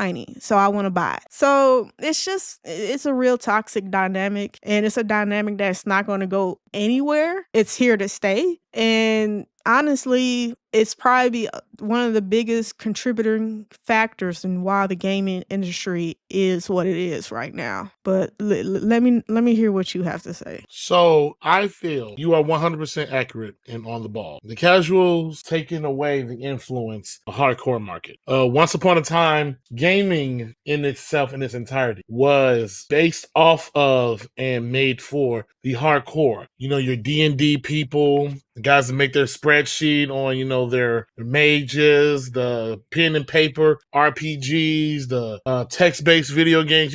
Gaming used to be frowned upon in a sense back in the mid to late 90s. And then somewhere along the way, somehow, and this is just my opinion on it, I believe Nintendo is the one who opened the door for the casuals, sought after them, and then everyone else was like, oh, there's money to be made by the guy who, is made play a game 1 to 2 times a month as opposed to the guy who plays it 5 hours every day. The Wii took off with tremendous success. And you saw people who did not play video games play video games. You saw parents buying the Wii. You saw doctors buying the Wii. You saw tons of people just getting into the hobby for the first time, and they were blown away with like, oh, this is fun. And you saw Microsoft, that's when they pivoted to go to the Kinect. PlayStation with their, I think it was called the iToy, the weird little camera accessory that you could purchase. And in doing so, like you said, the casuals is the masses. That's the big pool. Yeah, your hardcore gamers are the ones who set you up for success, and they're the ones who tell the casuals what to buy, what's hot, because they don't watch the gaming news. They don't pay attention to reviews. They don't do any of that. It's the hardcore that fuels, or at least who used to fuel, the casuals. And somewhere along the way, now everything is made, or at least steered toward the casuals, because that's what the mass market is. That's how we get these conversations on Souls-like, and Souls games should have difficulty settings to them. Oh, this game is too hard. You need to lower the difficulty so I can play it. And as you said, every game ain't for everybody. Everyone wants to make sure they stretch their game as in many markets or across the board as possible. That's when you get difficulty tweaks. This boss is too hard. All right, we'll lower the difficulty so you can play it and beat it, and then you'll tell your friend and he'll play it and beat it. And that means more people buying it, more money we make. Because, the hardcore people, your Gears of War, your Halo 3 players. Hell, even Grand Theft Auto. Grand Theft Auto, as popular as it is now, was not the cultural phenomenon that it was back in the day. Yeah, it was huge to gaming circles. Anyone with enough sense, if they would have said, hey, you know about that new GTA? They'll think Grand Theft Auto, the crime, the misdemeanor, which is now a felony. I'm like, I don't do crime. You know, I obey the law. Now, everybody and their grandmother knows about GTA. Everyone from the librarian to the guy who builds ships in a bottle knows about Call of Duty. Hardcore audience used to tell the casuals what was good, what was not, what was great to play. And in pushing for better games, the casuals, they dictate a game's success, not the hardcore. Because now everything, quote unquote, and you'll hear this, they love to say this, you know, we make sure our game appeals to a broad audience. That is a corporate way of saying, hey, we make sure from the lowliest nerd to the mechanic, the ex-cop who's just retired, who plays Candy Crush when his partner goes take a leak. Everyone can play this game. And to me, I feel it has been the detriment gaming as a whole. No one wants to push the envelope because, I need to make sure, you know, everyone can play this. Why? Everyone does not play all types of games. First-person shooter gamers, and those are some of your real hardcore people right there, they will not play a RTS. Your sports players, you will not catch them playing a story-based driven RPG. That ain't happening. But yet for better games to make more, he's saying gaming has dumbed itself down to appeal to the lowest common denominator. Now, let me correct course real quick. I'm not saying being a casual gamer, that's not bad. Yeah. I'm not saying that at all. There's nothing wrong with you wanting to wake up. Hey, you got a few hours before you got to go to work. You try to get in a round of Call of Duty. You play whatever it is on your cell phone. Gaming is gaming. Let's get that straight. But at least come into the relationship with a little standard. Like, don't accept any and everything. And that's the biggest issue. They're not part of the boycotting. They probably not even part of the mass returns when games really fuck up. They will stick with the IP till they're done with it, and then they move on to the next. But there's like you said, there's nothing wrong with being a casual. But baby, let's partner up. Let's be in this relationship together. Standards, and that's all most hardcore gamers want from casuals. Have some standards, man. Learn how to say no and hold on to your little dollars. Don't put your dollar behind every type of bullshit ass game that come out. That's all. I'll give you a clear example, a good clean example of a franchise going down to chase the casual route. There was Pokemon Pokemon Sun and Moon. I think that was the last Pokemon game for the 3DS. And one of the things that people complained about it the most was its cutscenes. It was very heavy dialogue and its hand holding. At this point, Pokemon is a phenomenon. Who the hell don't know how to play or know nothing about Pokemon? But to make sure, and some people argue, well, you know, the kids play this. You know, the kids, okay, yes, that's true. But don't insult children's intelligence. You got kids who can take apart an iPad with one hand, fix whatever problems they have, and slap it back together and hand it to their parent. Like, yeah, there you go. Go check your Google Mail, ma. But Pokemon Sun and Moon, people were saying that the series was getting too easy. There was hardly no challenge into it. Nintendo started implementing an experience share to where it was no longer an item, a consumable in your thing. It was just it was almost a feature that you turned on. If one Pokemon battled, everybody got experience. Yeah, they didn't get the bulk, but the main one who did the battle, but everyone got the experience, and that carried on into Sword and Shield and Scarlet and Violet. And now you know it's easy to play Pokemon. Now you want to get into it and make some eggs and breed this Pokemon. They have streamlined the process so much to make sure not only is the layer still there for the hardcore people. I have a buddy of mine who will breed egg groups in Pokemon for hours until he makes sure and he gets that secret egg move, that hidden ability and everything like that. They still have that for the hardcore, but for the casuals who just want to come in and use Earthquake to beat everybody and get their badges and move along, that's what they appeal for. And that is probably still why, with all the complaints of Sword and Shield, Scarlet and Violet sold so well. Because the casuals don't know, like, frame rates, draw distance. What's a draw distance? I draw in the game. They don't know what that type of stuff mean. They don't pay attention to what they should be expecting from their product versus what's given to them. The same thing with Call of Duty. Call of Duty used to take itself so much serious than what it does now. Between all these skin packs and the collaborations, the fart jokes, and some of the unlocks like they had, I believe, Jay and Silent Bob as a skin pack that you could wear in Warzone. Since when? They had a Nicki Minaj thing for Call of Duty, and I was like, what? Yes. And you know what? That skin probably sold. They probably made millions off of that from the casuals. Thinking like, oh, I know Nicki. My daughter listens to that. Let me run around and play as Nicki and shoot someone in the face. And they thought it was, oh yeah,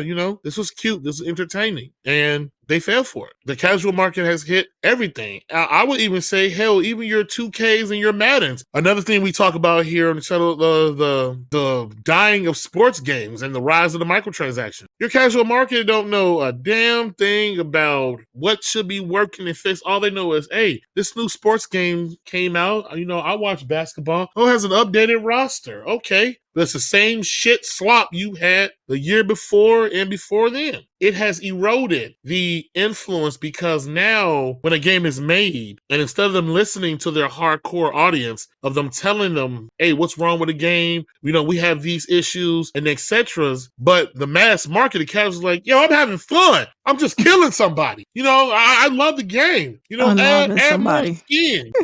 Add more skin. I'll give you $5 for a red dot, or I'll give you $20 for this skin for my horse. That's what they're going to listen to because, excuse me, another problem with the casual market, they're the loudest. Your hardcore that's gamer, true. he has an issue with something, he'll maybe voice his concerns to his buddy and he keeps playing the game or he moves along. The casuals, your casuals are the ones who are quick to pick up their phone and type on Twitter fingers. Yeah.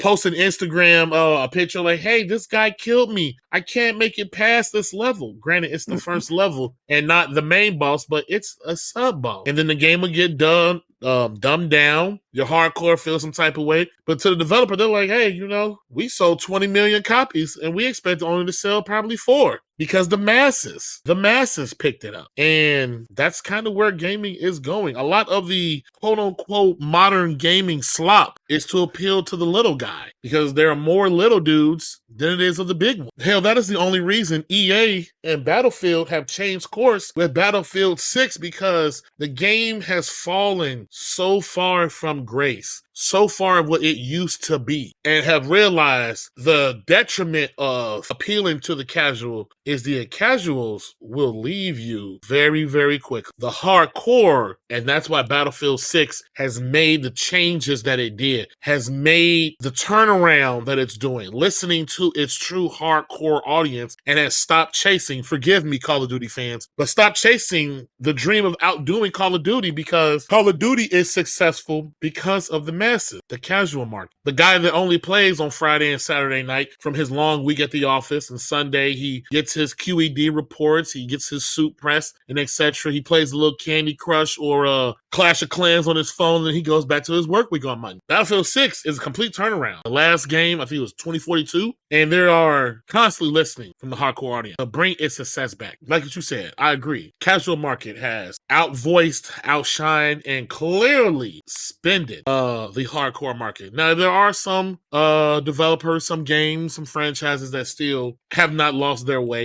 In hindsight, it's the masses that control a lot of the moving parts of these industries, your movies, gaming, etc. And this is where we are now. Anyone in the comments, let us know how you feel. Are you a casual gamer? And again, like I said, hey, this is not to poke fun of or mock or whatnot anyone. There's nothing wrong being casual. Even myself sometimes and everything going on, I don't game as hard as I used to when I was 15 years old. You got bills to pay. You got mouths to feed. There's nothing wrong with it, whether you're hardcore or casual. The point is, play the game. Play the game. Play the game and have some standards. Right. Listen, play the game, have some standards. It's not about the separation of casuals and hardcore. It is about banding together when things are wrong and when games are broken and when we as consumers, for the money that we are paying, should more from the product, unlike what the CEO of Borderlands 4 is saying, well, go code your own game. Well, as a community of casuals and hardcore gamers, we should all give him the fucking finger and tell him we ain't buying shit from you, and really stand on business 10 toes down together. That's why I say it takes a lot for the community to boycott, just because it's really hard to unify people, and that's with anything. I'm not just saying that in gaming. It's hard to unify people from all different backgrounds and blah blah blah blah blah. As far as my request or my ask of any casual or horrorcore, we just need to have some standards, because it's getting real nasty, and it's have been nasty outside for a long time, and I only see it getting worse. That's all I'm asking. Just let's all have some standards in making this community and making the product that we are given for what is now what, $70, $90, $100. They're really comfortable raising the price and lowering the things they do for the product, and we just cannot continue to allow that as a community. That's all the preaching I'm gonna do today. We can move on to our next topic now. Could have said it better. Our next topic we have is and the real threat it poses. I'm It's just gonna get out and say dangerous. it, and I'm gonna hit it on two fronts. I'm gonna come at it from gaming. I'm gonna come at it from movie. As much as Oh, no one all will take right. this serious, but have you all not seen Terminator? Have you all not seen John Connor and the warnings? For fuck's sake, there were two computers that made their own language so that humans couldn't understand what they were doing and saying to each other before they had to pull the plug and end the project. All right, let me reel it back in. The dangers of AI. It's one of the reasons why Microsoft has laid off so many people to build up their AI infrastructure. It's one of the reasons why the tech sector is somewhat, in a sense, scaling down. There are a lot of layoffs. There are a lot of people fearing their jobs. I can't remember the company name, but there was one company that, quote unquote, they had hired a massive amount of staff to help them build up AI in a sense. And once they got the ball rolling and the AI was learning at such an extreme rate, they fired everybody. It was like, we don't need all you anymore. We just need this one dude just to make sure this keeps going. And the AI is posed to take and replace so many and computer-oriented jobs. You have studios that are constantly talking about, oh, we use AI upscaling and using AI to generate the art for their games. There was the infamous, I think it was a Santa Claus in a Call of Duty advertisement. He had 6 fingers. And they're like, oh, that's AI art. The dangers of trying to use AI to create art. AI does not know the difference in copyright infringement, of plagiarism. All it knows is that what you ask it to do, it will do it based on the parameters and constraints given. And it will lead to a huge lack of creativity and laziness. You hired artists and game designers, musicians, and everyone because they are skilled in their craft. And for them to be fired just so that you don't have to pay them, a program will still use their likeness or similarities of their work to help make you money. It's crazy. And it's more scarier than pricing of gaming and where that's going. You have people talking about they want to scale AI so much that it will assist to the point in making full-scale games on its own. But let me hear your thoughts, Trice. Where are you standing on AI as a whole and its implementation, not just in the private sector, but also the public? I find that AI is a dangerous tool for everything outside of doing my homework for college. For anything that's outside of me asking, some help for my homework is very dangerous. But as far as in the world, yeah, I think the federal government is gonna have to put some type of stipulation or limitation, federal law put in place to protect individuals' jobs. Yeah, because the companies are just listen, they're finding a way to do the bare minimum for the most amount of money. So that I believe the federal government is gonna, even with all the backdoor business that goes on, laws and things like that, they're gonna have to get involved, because you cannot continue to allow this to happen for years to come. The unemployment rate is just gonna get too high. I'm not here to talk about economics and all that around the world or in the United States, but just the same points that you made, creativity, you just can't, just like, that scene in Iron Man 1 where Terrence Howard is going through with the pilots, and he's saying that AI cannot replace a human being's feelings, intuition, gauge. Absolutely. It's so many human things that cannot be, how I say, engineered into AI. So Absolutely. that's gonna leave a big hole in gaming and gaming design. And so and it's just certain things that humans don't really can quantify why they made a decision to do something for games. They just had a feeling. And AI is not going to have a feeling. You're going to write a code and it's just going to execute. And yeah, it's machine learning and coding. Like, I'm in school for IT now. I know all the things that go into coding AI systems and how they can learn, and they can develop their own language. They do have some type of self-recognition of like, hey, let's create a different language so the fucking human can't hear. Like, they do have some type of, they can grow into self-awareness type of organism, if you want to call it that. But at the end of the day, as far as making games, no, I'm always gonna go with the humans feel and, I guess, intuition on what should go in the game, what aspect, what could be more powerful, more engaging for the player. I'm always going to go with the human over AI. And it's, like I said, it's really dangerous in the gaming community just because these companies are so freaking slimy, bruh. Like, they want to do the least amount of work for the most amount of money. And so AI is really, it's really up their alley. Like, this is really just business as usual. This is nothing outside the norm that you've seen in the last 10 years. Like, gaming companies have gotten more and more lazy. And that's what I'm saying too. This goes back to casuals and hardcore gamers. We got to have a certain minimum standard. And without that minimum standard, you're going to get more AI. I'm expecting be a lot more cookie cutter games. Could be even more unstable because you don't have all the individuals there to really test and stress test. It's just going to go through a certain simulation and be like, all right, it's good. And even like Chat GPT, you can go in there and ask it whatever, but it still has at the bottom of the thing a warning: Chat GPT can make mistakes. Check information, important information for accuracy. That's on the bottom of Chat GPT. So just imagine that on the scale of making a game, a full game. You're going to have people with two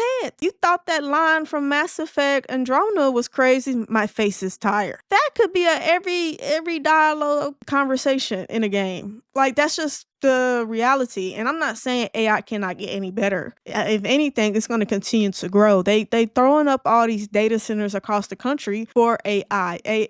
And all these companies, Apple, Microsoft, all these companies is pouring billions in infrastructure for AI.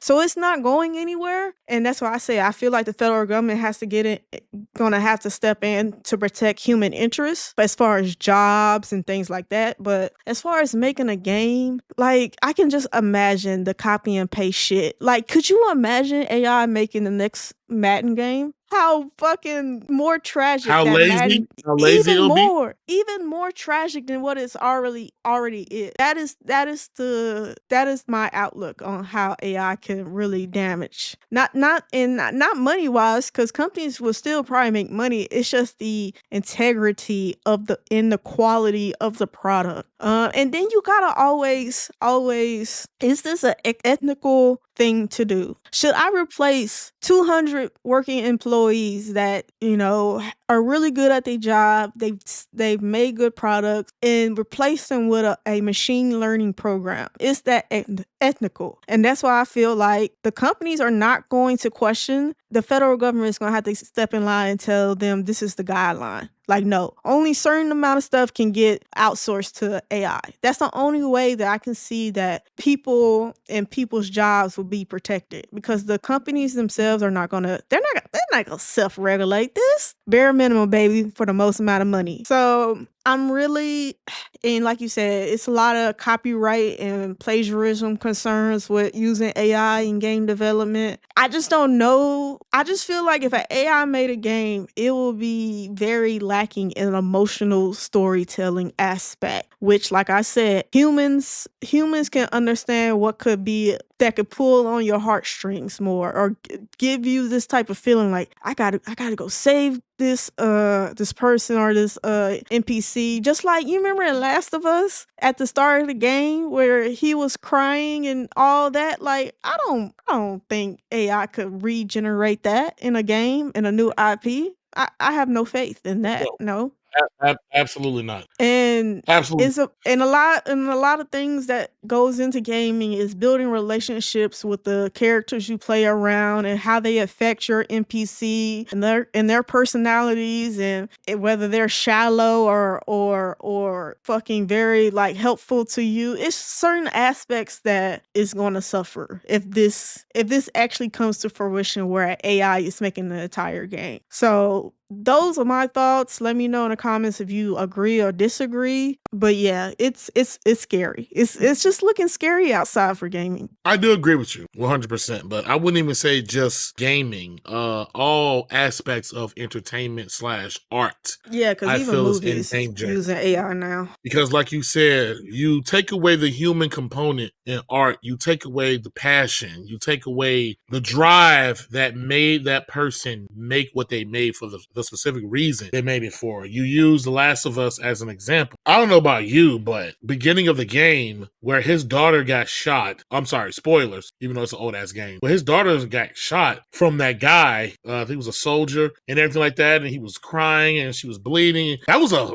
real intense moment. I wasn't a parent. At that time, I was like, damn, man, that hurt. Or another good example, Gears of War 3, the scene where Dom killed himself to save his buddies. An AI cannot think of that, cannot have that passion to give that emotional response for someone doing something like that. You know what I'm saying? Even so much as AI working on video games, hell, AI making anything. I think I can't remember the article, but they were testing a new AI program and wanted it to make some picture or something. And when they reran and looked through it and realized it stole or plagiarized, however you want to break it down, pieces of art from various other artists and things from the web, and it to their realization, it doesn't know to distinguish. It just knows, hey, you tell me you want this and XYZ made, that's what I'm making. The problematic in that is you take away the human element, you take away the creativity, you take away the passion, the thoughtfulness, the drive, everything in everything. Gaming is art. No matter how anyone wants to look at it, talk about it, whatever, gaming is art. Movies are art. And this reliance on AI because we'll make things easier. Everything's not about something being made easy. Video games in even today's landscape, from the programming to the voice recording, the motion capture, the story writing, every little bit of it's complicated. Your average artist may take months to years for a new album or painting because of the creativity in it. And that's what AI will be lacking. I'll go ahead and admit the thought of AI and superiority, and it makes, the human race propel 1,000 years to the future and flying cars and exo robot suits, and we could travel to stars. Yes, that sounds awesome. That sounds cool. But that is the lighter side of the equation, because the problematic that I'm going to get to it, the Terminator movies were of man abusing technology, which we as humans do a lot. And I can't remember what AI incident that happened that the creator of Terminator made a tweet like, you all are playing with fire. Have none of you all seen the movies that we've made based off of this? Because it only takes 1 second for AI to self-realize like, hey, I don't need these people, us humans. They need me. And how that backlash will quickly turn. The gaming industry has a problem right now with so many cuts and layoffs and cutbacks, but yet we're making record profits. And then in the same breath, you want to use AI to help make this smooth things out? On the PC gaming landscape, I believe there's a AI frame generation to try to help stabilize certain games. If I remember correctly, Borderlands 4 implements such technology, and it's like, yo, why don't what happened to you just making the good game? Putting some effort into it rather than relying on some program to do it. Regardless, it's just dangerous. And I can see the writing on the wall. I see these companies doing this and not caring about the effect that it will have. Having such large number, even right now, IT have laid off such a large amount of employment force that it's just unbelievable. Cause I remember when my aunt went to school and she got her IT degree. IT was considered a safe job, and there's different levels to IT, of course. I mean, you can go into game designs, web development. I'm not here to list all that, but I'm just saying it used to be looked as a safe and guaranteed job that you will always have, and now people are getting these letters saying, "Hey, you can pack your stuff and go home. We don't need you because we bought this coding system that has this AI in it that will replace about 60% of what you do. Fuck you. Goodbye." It's a dangerous thing, and like I said, I feel like the federal government is going to have to get involved just cuz it's so many people unemployed from the IT department and across the board that is just crazy. But yeah, that's all I got. Pray for better times. And I also want to point out before I end this, let's not act like we didn't see the Avengers Ultron movie, okay? I mean, all right, Classic. you might be too young to have seen the Terminator movie, but that Avengers Ultron movie, Ultron Oh, was like, you're the problem, you humans, and the planet needs a reset. Hey, I can listen. I'm sure because AI is coded to think more logically over emotion, and so absolutely. AI might really look at it like, I've already said this in the past episode. We are the disease to this planet, humans. So I'm sure it's not going to take much for the AI to come to that same conclusion. I mean, especially when all they're doing is looking at stuff over the internet. Okay, so let's just listen. We as consumers have limited control of what these companies do, but I just think we need to be 10 toes down and unified that AI has to have a lot of boundaries and a lot of things in place. And it's a lot of ethical things that companies need to be required to do. And that's all I got. I agree 100%. 100%. But moving on, share Uh, your thoughts with us. Comment below. Let us know how you think and feel of AI. Anyone in the tech industry, sector, etc. I'm sure whoever this video comes across and see, let us know how you have been impacted and or feel with the heavy implementations and or reliance of AI. yeah, and Speaking of Avenger, I wait, but I just want go to ahead. make a quick note that if you're in the AI sector and you are the one that's actually coding the AI and repairing and editing the AI, your job's fine. You probably don't give a damn about none of this shit we're talking about. But if you're the other guy who's being replaced by the AI, then I'm sure you have a problem. But definitely hit the comment section and let us know what side of the aisle you're on and how do you feel. And even if you're not in the working sector of IT and stuff, just for gaming, just let us know because this really could be your future in a minute because it's real nasty outside. Speaking of Avengers, we're going to move on to our next segment, Marvel movies, how they began and where it is now. I want to start this off by saying a lot of you all, the audience, the consumer, you may not know Marvel in its entirety. All you know of Marvel is the MCU and the Disney Plus, the shows, and etc. But I'm going to do a little quick history for you. Marvel used to be in the shitter. Marvel was on the verge of bankruptcy back in the day. Comic book sales were down. Money just wasn't coming in. Like when I say they were really on the verge, I'm talking about they had licensed out characters and still was in the red, still was struggling. So much so that they were on the verge of bankruptcy and they had final shot. They put everything on the line and made a cute little indie film, quote unquote, called Blade. And it was so successful that they made it a trilogy and it brought them back from the depths of going out of business and dying. And from that, they did one little movie called catapulted them from the verge of going out of business, plateau of cinema to now to whatever the hell they are now. Trice, let's start with you. Yeah, so let's just have story time with Treese for a minute right now.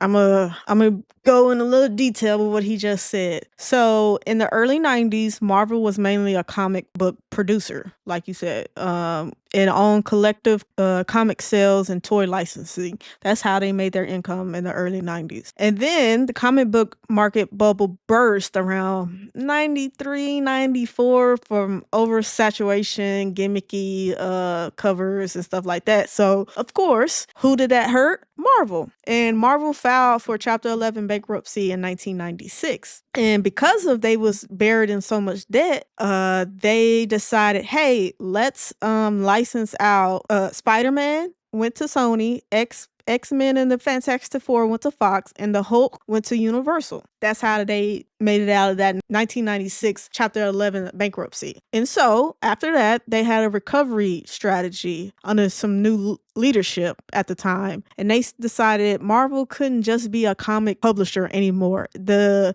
publisher money making was pretty much over. They needed to figure out a new way to generate income for the business. This is when they start saying, hey, we need to get into entertainment brand. And this is what made Blade 1998 from that mindset that we need to get into entertainment brand. That's where money is being made now. And we can use our catalog and basically bring it to big picture and make money like that instead of trying to sell 99 cents comics at the time. Blade came out in 1998. The other studios brought out X-Men in 2000, was a major success. Spider-Man 2002, huge hits. And because of that brand recognition that, everybody knew from comics at the time that Spider-Man and X-Men is a Marvel character, it fueled them even more to say, hey, we still got control over these amount of characters. Because it was a big gamble at the time for them to not sell off all the characters, everything they had on the table at the time. Sony and Fox, I think at the time, looked at the characters and they said that they was irrelevant, basically. That they want the best characters, recognizable, things like that. And that's why Spider-Man and X-Men and Fantastic Four and Hulk was because they felt like the other characters that Marvel had to offer was kind of irrelevant. And so, like I said, going on, progressing, we're in 2005 now. Marvel makes Marvel Studios. They start licensing characters and they wanted to produce their own film. And to fund this fucking huge loan, they took a $525 million loan from this guy named Lynch and started using film rights to characters like Iron Man, Thor, Captain America, and, everybody else. In 2008 now, 3 years later, that's how long they've been, getting amped up, making the Iron Man movie. There's actually an Iron Man documentary on the development of Iron Man, and Iron Man doesn't get enough credit for how realistic at that time, we talking about 2008, that suit looked like. And if you watch the documentary, you realize that Tony is wearing a lot of the suit. It's not CGI, it's not all this fake stuff. It's very minimal. That was a real focus during development of Iron Man. And so in 2008, they released Iron Man and it blew up. They was not expecting it to be such a success at the time. It was a huge gamble. Like I said, they borrowed over $500 million from Lynch. So they took a huge gamble on Iron Man, and when I say it's blown up into what it is now, where you can release a movie and expect, well, at one point Marvel was releasing movies and making $1 billion. Like that's how far it came just off that gamble. After Iron Man, Marvel just took off like a freaking rocket. Okay, the success of Iron Man launched the Marvel Cinematic Universe. They started interconnecting movies, which led to the Avengers in 2012, which was just 4 years later after the Iron Man release. Dang, I didn't even realize it was that fast. They did, they delve deep in connecting and building an entire universe. They actually ever since Iron Man was such a success, and they looked at their catalog and how to bring the characters together and make this web across the whole universe. It's really been a forefront thought and very deliberate how they picked the characters and how they decided to make them intertwine into a story. And because of this, mind you, Iron Man came out in 2008. Disney approached Marvel in 2009 and bought them for $4 billion. That's off of Marvel making a bet loan for $500 million, and then they was bought for $4 billion. Now, a lot of people ask, well, why did they sell? Why did they merge with Disney at the time for $4 billion if Iron Man was such a huge success like everybody was saying? And that's mainly because Disney money is old money, like I said. They was in a position where they was just now really clawing out of the bankruptcy, and they had the loan interest payments to make. So they still, even with the success of Iron Man and how much money it made, they still was looking at very much living check to check, basically. And so they needed money in order to make their vision come true, which is the Marvel universe. And who else at the time could they approach with the deepest pockets who could really fulfill that vision besides Disney? Because Disney, like I said, is old money. Listen, that pocketbook goes deep. And long as you bring it in return on investment, it'll go as deep as you need it to go. And so Marvel looked at it as a pillar just to get them to the point where they wanted it to be. A lot of people say, kind of sold out, but Marvel really looked at the purchase as a partnership more than a purchase, I guess you can say. That's what they'll note in the news and stuff like that around the time. But they just thought it was a key to building out a universe and a good storytelling that they wanted to do. And they wanted to tell these stories in a certain amount of time, because Marvel noted that if they would have stayed on their own, man, it probably would have took 6 years between each movie. Like, we would still probably be in phase 2 off that schedule. And then too, the marketing of Disney money, the universe probably wouldn't have reached as many people as that it reached, basically, is what I'm getting to. And so it was kind of beneficial for both parties. Like, when they agreed, Disney paid $4 billion and then gave financial backing for growth and development of the universe without much I guess supervision. They kind of let Marvel make the decisions on how they wanted to tell the story, of course, making it requiring it that it be PG-13 and family friendly, of course. The expansion opportunities, the global reach, it made sense for parties at the time. And it resulted in,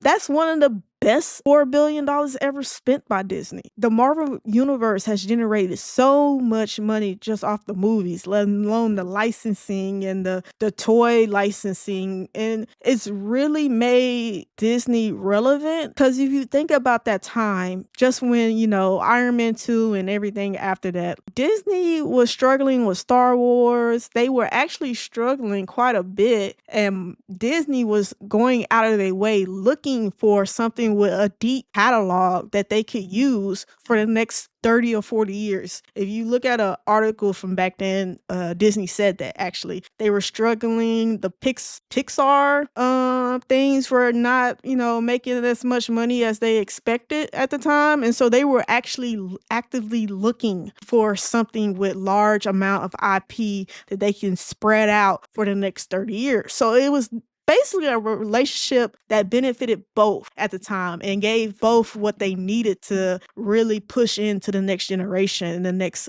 decade. And it, like I said, best $4 billion ever spent, best probably return on investment Disney's ever had, probably outside of Star Wars, maybe. But yeah, that's the whole backstory of Marvel, how they got started. Now, Marvel today, oversaturation again. It's kind of crazy when you look at how they started. They're kind of facing the same issues they were when they were a comic book. Oversaturation, gimmicky storytelling and storylines and characters, and it's really making the viewership of Marvel movies fall, just like it did back then in 1993. So it's kind of funny how a company that already faced a certain predicament 30 years later is facing the same predicament now. Now, you can say that's part of Disney's fault because maybe, hey, they require Marvel to push out a certain number of IP a year because they are such money makers. Or you can just say Marvel kind of lost themselves after Endgame and the whole web development of the universe. So I think it's blame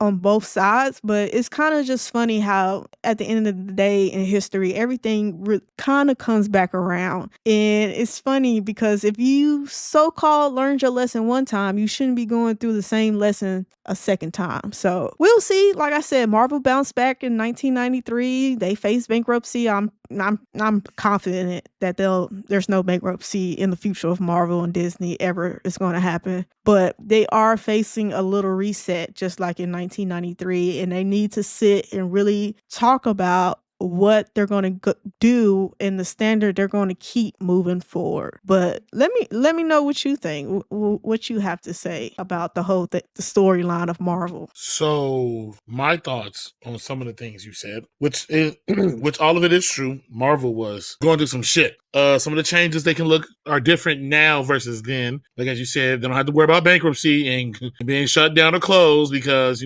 they're backed by Disney. Which I have a saying that you got Disney money, you can do anything. And them selling probably was because they knew, well, we're owned by somebody. We don't have to look or depend on these films to do whatever. We have an unlimited, and I believe that is why the MCU became what it was, because they had a unlimited budget to make sure whatever they did, it was going to be the best. That's one. I believe another part of their downfall is when Endgame happened, they should have stopped, took a look at all the storylines that they have in their repertoire and pick another one and start from scratch. They didn't do that. They chose to keep the story going, but now instead of all the movies being interconnected and telling the story, they added television shows and segmenting a chunk of certain audience members, because now if you go see a certain Disney movie and you don't know what the fuck is going on, what they're talking about, it ain't one Disney movie you might have missed. You might have missed 2 movies and 4 shows that break down what's happening in the background. And the most important commodity any consumer has is time, baby. Everyone, ain't got the time to spend like that, because your average Marvel movie is 2.5, 3 hours long, if not more. So that's a problem. And I say it's also Disney's fault as well. Disney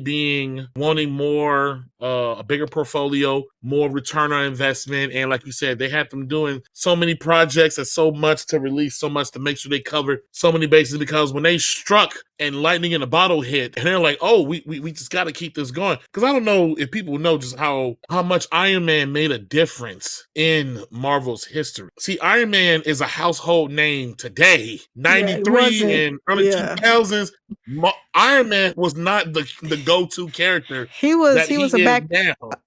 a background dancer.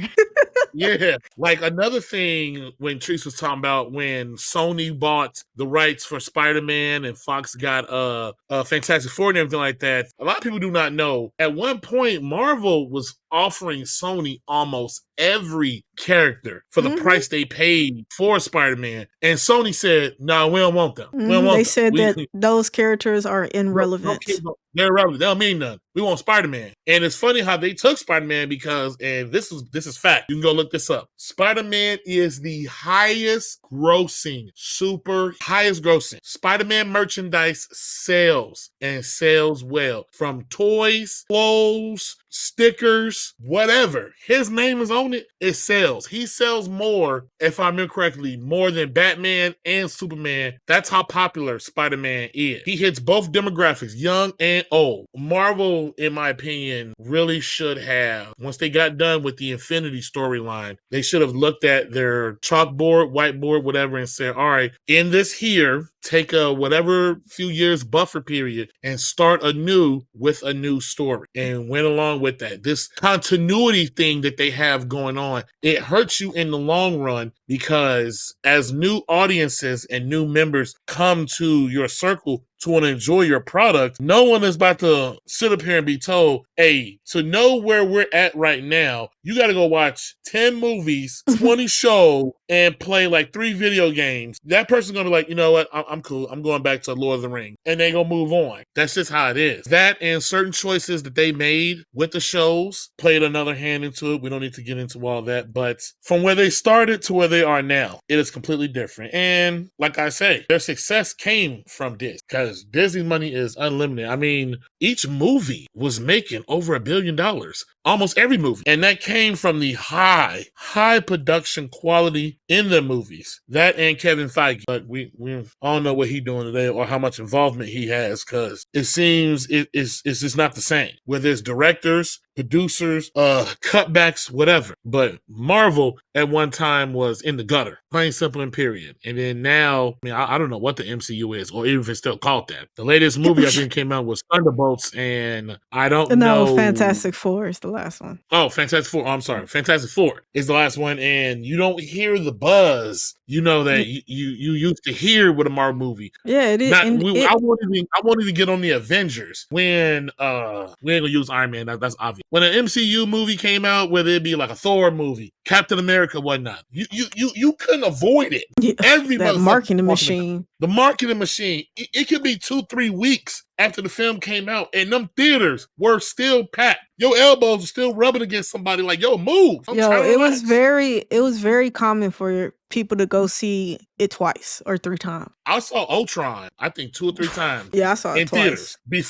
Before now I can just watch whenever I want on Disney Plus. And that's another thing I believe was the downfall of the Marvel and how they're, well, I won't say downfall. Their turnaround, we'll say that. With Disney's ambitions to start a streaming service, and they knew that their catalog was not the greatest. It was not something that was going to be long lasting. Someone was not going to subscribe to Disney Plus just to watch Disney movies. So they had Disney movies, they had Marvel, and that was one of the reasons why they went out and bought Fox. They bought the entire catalog of movies, shows, everything from Fox except for sports and the news. That was the part of the deal. And they said in the interview, we bought Fox, boost our portfolio to have more. At one point, they wanted to go toe-to-toe with Netflix. That's why Disney Plus, when it came out, it was $6.99 or $6, wherever it was. And they're like, we're totally fine with it being this price, just to undercut Netflix. But it didn't work out that way. That didn't last for long. Yeah, it didn't work out that way because they were, according to them, they were prepared to leave it at that price for a while and was comfortable losing $1 billion. That's what they said, that Disney Plus would lose $1 billion over the course of like 3 to 5 years. And they were cool with that because I guess they expected everything else to offset that. And that ain't how that played out. The movie started to tank, the viewership went down. Even Disney Plus as a whole, its catalog is stagnant in a sense. You have Netflix, as far as I know, according to Netflix, majority of their money that they receive, they put it right back into the streaming service. At one point when streaming services were taking off, Netflix had said in the public meeting, because everyone was pulling their content off to make their own, Netflix said, I can't remember what year it was, but at one point they wanted half of all content on Netflix to be Netflix original. And I can pretty much say they probably have succeeded with that because you see more shit with that in the top left corner than you do anything else. And now the tables have turned with everyone trying to outdo or put Netflix to bed. Then now people are like, hey, we'll take a Netflix check and you can put this back on there. The juice ain't worth the squeeze. So, the juice ain't worth the squeeze, baby. But that was just a little story time with Trice and the history of Marvel movies, how it all began from the outhouse to where they are now. Yeah, and I just want to preference this too, that I don't really have an issue with the TV shows because a lot of people argue that you just cannot fit a backstory and telling why the character is and do character development all in a 2-hour movie. Like, so I feel like some of these characters could benefit from just being a TV show where we can get 8 to 12 episodes. Like the WandaVision. Oh, Chef's fucking Kiss. I'll rewatch that now. Whenever I can get your login to work. It's a great TV show. But the like others, Falcon and Winter Soldier. Yeah, that I didn't care for that. I did like Agatha.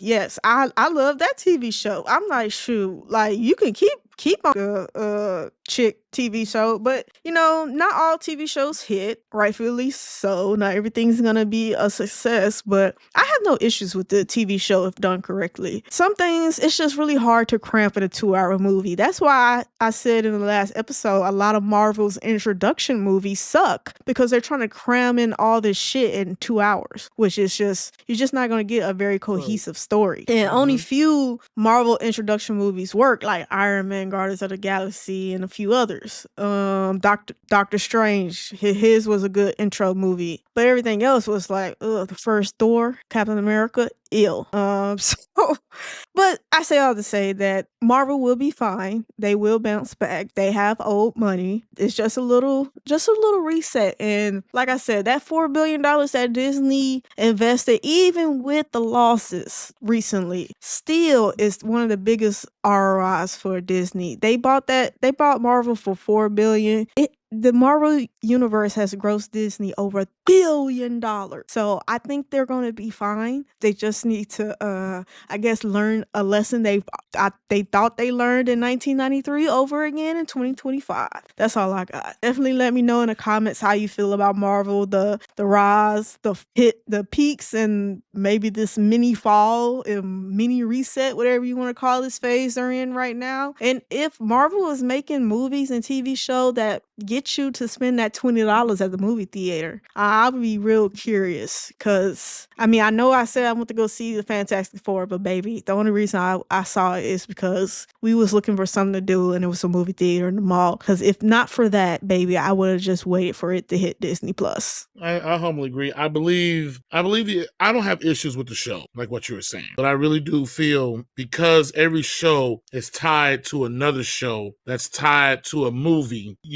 You don't. There are some people who want to know what's all going on, what that joke, that reference point was. Go to it. Like the She-Hulk show was tied to the Hulk from the movie, even though he was only in the first episode. If someone has never seen all the Avengers movie or don't know who the Hulk character is, they just want to check out, this female green tall lady. Oh, what's this? And every third line is a reference to something they have not seen. That puts off. And like what you said with the Falcon and the Winter Soldier, you are trying to make, once again, a show that's tied to another form of entertainment. Let's just say someone didn't see the Winter Soldier movie. They just saw the first Captain America movie and some Avengers. And like, who the hell is Winter Soldier? And why is he fighting that black dude? What are they doing? And then now you tell them like, hey, he's this one dude who's this other guy's friend. And, they showed that. Oh, where, what show is that? Oh, no, it was in a movie, from like 10 years ago. The movie was almost 3 hours long. And you need to know why he's important to him because they showed him in the first movie. Your average audience don't have time. I believe that's another crucial part of the down. We're not going to drag this out along. We said what we said. Let us know, how do you feel about all this? Your thoughts? What's your favorite Marvel movie? Is it an Avengers movie? Age of Ultron, or any of their other properties, even video game. I'll go so far as Marvel Ultimate Alliance. Great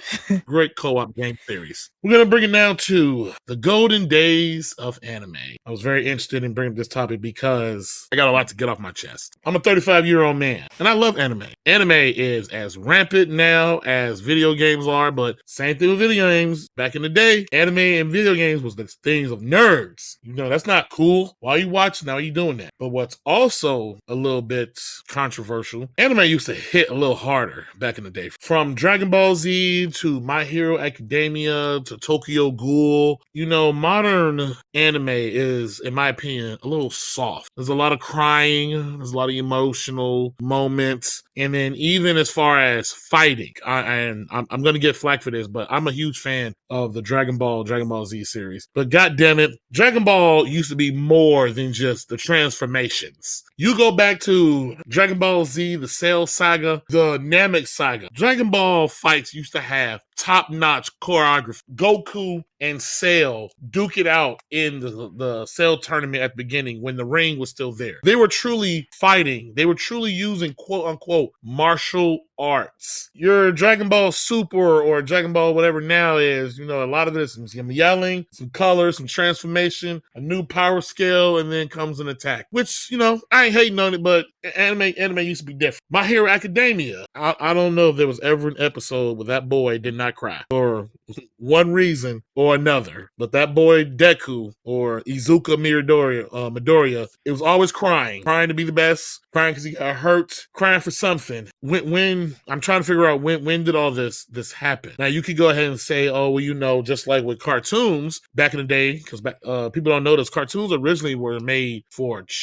adults before they became made for children. Maybe the same thing happened with anime and they toned it down, because hardcore or real anime enthusiasts can tell you, hey, there were animes back in the day in the 80s, early 90s where some real shit went down. You had people getting killed, whether it be a show, a movie, whatever the case. You had people being murdered. He didn't come back later on in the season, or there was like a mystical item that brought them back due to fanfare. No, that guy got killed. You had maybe I'm telling myself, more adult themes, I guess, in a sense, like Ninja Scroll. Yo, that's a really, really intense anime movie. Eon Flux. It's an old anime show that I'm probably showing my age here, that a lot of people probably do not know about. But your common run-of-the-mill current anime is very bright, colorful. It's not dark. It's a lot of smiles, feelings, friendship, and I'm just trying to see like when do we get so pacified?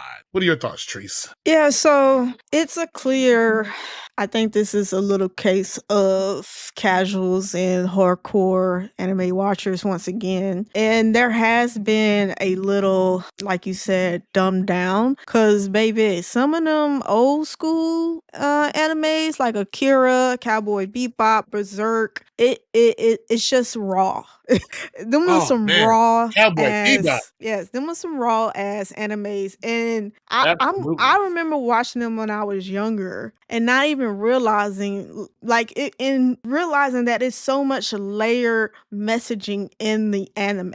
Like it's the basic layer of bad guy versus good guy. Then there's a layer of like an emotional reason why the bad character is the bad character, and the fact that he's not even really bad, he's just a different flip of the coin of the good. So they really mirror each other. They're the same guy in a sense. That's a layer. And then a lot of layers have like very religious layer that I didn't even realize. Dang, I can't think of that anime with that one boy. This is gonna bother me, but I didn't even realize that had such a religion background layer. I was like, what? And like different animes like Big O and all of them, it was just raw, and they kind of didn't have a lot of stipulations, I guess, or restrictions, or they didn't think about the 5-year-old who's watching the anime like I was back in the day.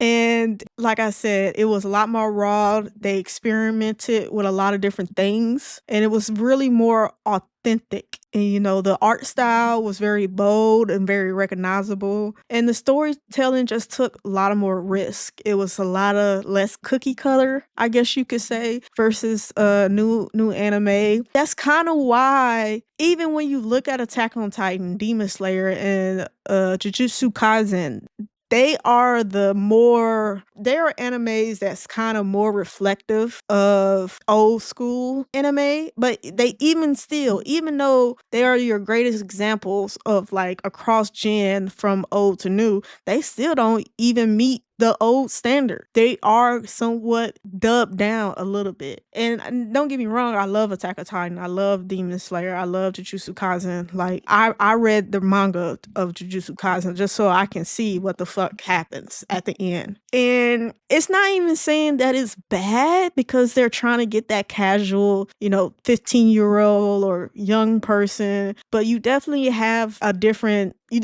people on the side of the aisle. You have the people that don't really care, that is kind of have these kiddie-ish or certain type of elements, and then you have the people that says and go out of their way to say, I'm not watching my hero because he cries so much. I don't want to hear a mofo crying every episode. Like, get with the shit, get with the He does cry. fighting, get with, hey, I want to see a little blood spatter. I really want to see some consequences. And so you kind of have those two groups on either side of the aisle. It was a little now, and I'm gonna preface this too. Back in the 80s, 90s, and early 2000s, boy, You could put damn near anything in an anime. Like Goku pulling up Bulma's skirt.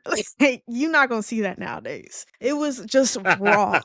It was just raw. Like Yu Yu Hakusho, Sailor Moon. Crazy to think like when I was watching that as a kid and now I rewatched it as an adult. I was like, I should not have been watching this. And early Dragon Ball and Dragon Ball Z and Neo Genesis. That was the show I was thinking of that has the religion layered tone to it. Yeah. You just not Wolf Rain. Like it was such a good storytelling anime that I couldn't even recognize at the time because you're young, you have limited emotional exposure, you really don't even know how you feel outside of happy and mad. It was it was a refreshing thing and era to grow up in watching those shows. And I was part of that young generation of staying up and watching Adult Swim in secrecy when my parents were asleep Absolutely. so Oh I could yes. watch. And then anime just used to have so much cussing, so much, they just didn't give a damn. And now they're kind of like, they kind of went Disney, they kind of went PG-13. But I'm not saying there's not any good anime still being made. It's just certain things that annoy, and you can just recognize when you watch an old anime versus a new anime the difference. It's just a lot of I don't know, a lot of PG-13 elements being implemented. And I'm not saying that's a bad thing because a lot of this stuff they are trying to make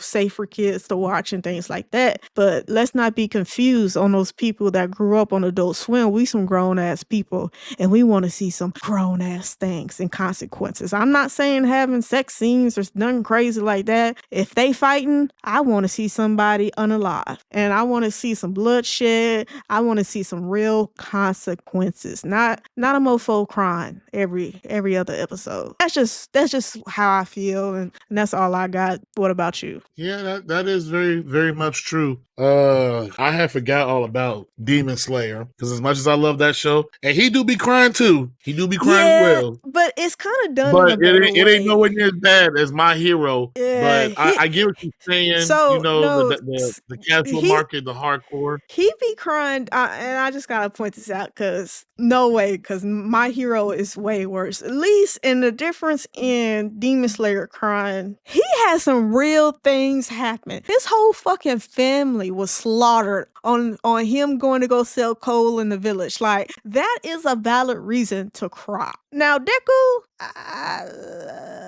bruh, you just had the best number one superhero give you his power. Shut up. Like, I don't think Deku has the right to cry every episode. Whereas the guy from Demon Slayer, bruh, Rengoku died. I cried too. Rengoku is my God. I was so upset. And that's when I started reading the manga because I'm like, yo, I gotta figure out who gonna be unalive at the end because I'm not gonna get emotionally invested in some of these characters that's just gonna pop up and be gone. But that's neither here or there. But the Demon Slayer guy got a lot more right to cry than Midoriya. Like, let's just be serious about that. But we seem to be on par with the answers, how we feel. I never thought about it as far as the hardcore and the casual. Because like I said, back in the day, you watch anime, that's the Yeah. dorky stuff. Yo, used to come in the morning before school. All the nerds would be at a table reading manga and shit. They'll be like, isolated. And it's just so funny the community, how far the community has changed. And now it's kind of cool. And it's cool to read manga. It's cool to collect Yu-Gi-Oh cards and Pokemon cards. And that's a topic to another day, the prices of the trading cards now versus, how it was just so uncool back when we was growing up. But it's just funny to see the shift and how the casual has came into the community and made it. And now you got, even girls like making TikTok videos to anime and things like that, which I remember growing up, girls just look at me crazy when I talked about anime. And I used to talk about how I like it. They like, ugh, that's for boys. And I'm like, you're blocking yourself from watching a good ass story. You say that, I'm gonna go home and I'm gonna watch all my shit, okay? And I'ma stay up past like 2 a.m. trying to watch all the shit from Adult Swim. So yeah, it's just funny how things change though. Bringing her back around full circle. Yeah, I didn't look at it like that, but yeah, that's true. Because I remember the first time someone found out, oh, you watch Dragon Ball Z, man. What? That's stupid. So now my mind looking like, for you to know what it is, that means you've watched this. So how are you calling me out on it? Yeah, I never took it as, like you said, with the hardcore, the casual, and everything. So that does make some sense. But I just miss the dark, the grittiness. Like you brought up Berserk, man. I'm currently reading the manga Berserk, and my eyes have never laid on anything nowhere near the same as that. And the show or the movies are in a class of their own. And I can't remember if I was talking to somebody or someone that said something about like why Berserk can't get its own proper showing or show like how Dragon Ball or any other things do. And I was like, I don't think they can put that on the air. Yeah, the type of shit that's done in that universe. And once you try to censor it to a certain point, it's no longer Berserk. You're gonna lose the people who made it what it is. Yeah, it's a totally different show at that point, or anime. God, Berserk is crazy. Berserk was great. Or even what you said Akira. Yo, people were getting shot and murdered. I'm sorry, unalived. I'm sorry, gotta keep it PC. People were being straight unalive in that movie, let alone the manga. It's not something you just come across in regular today anime. Like even what's a modern day anime? JoJo's Bizarre Adventure. But as always, people, audience, consumers, let us know what you think and how you feel. Are you old enough like us to remember back in the time when anime was a little more dark, a little more gritty, a little zest to it? Or are you, just grew up on Naruto. Yeah. Grew up on Naruto and don't know any better. Or even oh man, now I don't know if this counts as a cartoon or an anime, but I remember watching it and I was rewatching it. Do you know that Spawn had a show? When? Yeah, a lot of people. Spawn had a TV show. It was an animated show, and it was made. I don't know if it was made by Todd McFarlane. I don't know if he actually created or had a hand in it, but yeah, Spawn had a show, and it's pretty intense. It's on HBO Max. You can watch it there or check it out. Yeah, I'm gonna have to watch that. But like I said, people, let us know how you feel. Drop those comments, and we can talk about it. Yeah, definitely let me know what old school anime has a special place in your heart. I mean, I have too many to say one. Akira, Neo Genesis, Berserk. I mean, even if it didn't get a show, but was just a really good manga as well, because not everything made it to the TV television, but I remember Gundams. Yeah, Gundams, and oh my god, there's so many different versions of Gundam. God, man, we just had so many good shows. Big O, a lot of people don't even know what that is. Even Inuyasha, even those other ones, Yu Yu Hakusho. We just had so many. Hakusho. That's what I'm talking about. Yeah, man, we had so many good ones. And speaking of Yu Yu Hakusho, I remember at one point it got a live version. I think, was that Hulu or Netflix maybe? I don't even know what happened with that because I didn't watch it. But it was Netflix. It was 5 episodes. I do not know the reception because they have never spoke of it again. Yeah. But they did do an anniversary remaster collection of the show, and I did buy that because I am a huge Yu Yu Hakusho fan. Yo, listen, I have like a Yu Yu Hakusho collectible. Like, it's like, look, I'm gonna put it up when it comes in because I pre-ordered it a year ago, and it's of tournament facing old boys, but it's freaking amazing. I might try to pop up a picture in the video. But listen, just great animes that we was raised on, and you can't compare because it's just not fair, because it's kind of like it was a manga renaissance, then it turned into an anime renaissance of just pure perfection. And a lot of animes at the time didn't realize how good they were until years later. And when you look back on it, I can understand the person that probably feels like this new style or new generation of anime is poor. I can definitely understand that, but listen, you gotta let these young kids rock. But and two, I also think, and I know I've been dragging on this topic, but anime back then, they wasn't really concerned about being the longest running anime 3 decades. Kind of like Naruto had a long run. One Piece still it's fucking going. Like Oh I remember the my first God. season of One Piece, how ugly they look. And now, like, that's how long One Piece has been on. And I feel like a bunch of old school manga creators made an isolated story. For all the flack that Demon Slayer gets for being so short, but it's an isolated story. So many good old animes, it's just that. Some of them get one season and that's it. And Most of them do get one season. yeah, and then too, it takes a lot. If you don't know, it takes a lot of money to make an anime hit the television screen. And I remember looking it up like years ago. They was estimating like $1 million per episode, depending on how long it was. It was something crazy. I didn't even realize it was that expensive. I just think that too, where creators were very comfortable back then telling a isolated story for a short amount of time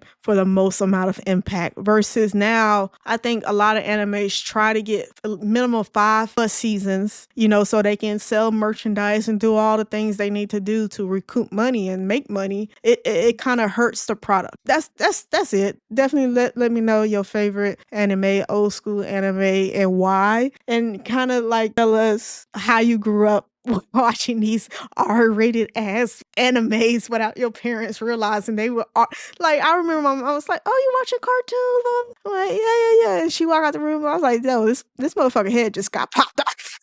She don't Yep. even know what I'm watching. I remember my mother walked in as I was watching Ninja Scroll. She was like, "Oh, you watching your little shows?" And I was like, "Yeah, okay." And she went to go grocery shop. So I was like, "Oh my God!" Whoa. Well, thank God she walked off before that guy. I'm sorry, unalive. Yeah, Before that guy got unalive. like that's back Boy. when parents was like, "Oh, you watching your little cartoons?" Like, okay, all right, yeah, they look cartoons, all right. Yeah, you think that. Just like how every old person thought, like, "Oh, you playing your little Nintendo. You playing your little Game Boy, your little Pokemon." But let us know, everyone. Let us know your favorite animes, old school, new school, all in between. We're all enthusiasts of the hobby. Which brings us now to our last topic. Trice's bread and butter. Well, thank you for the glorious introduction.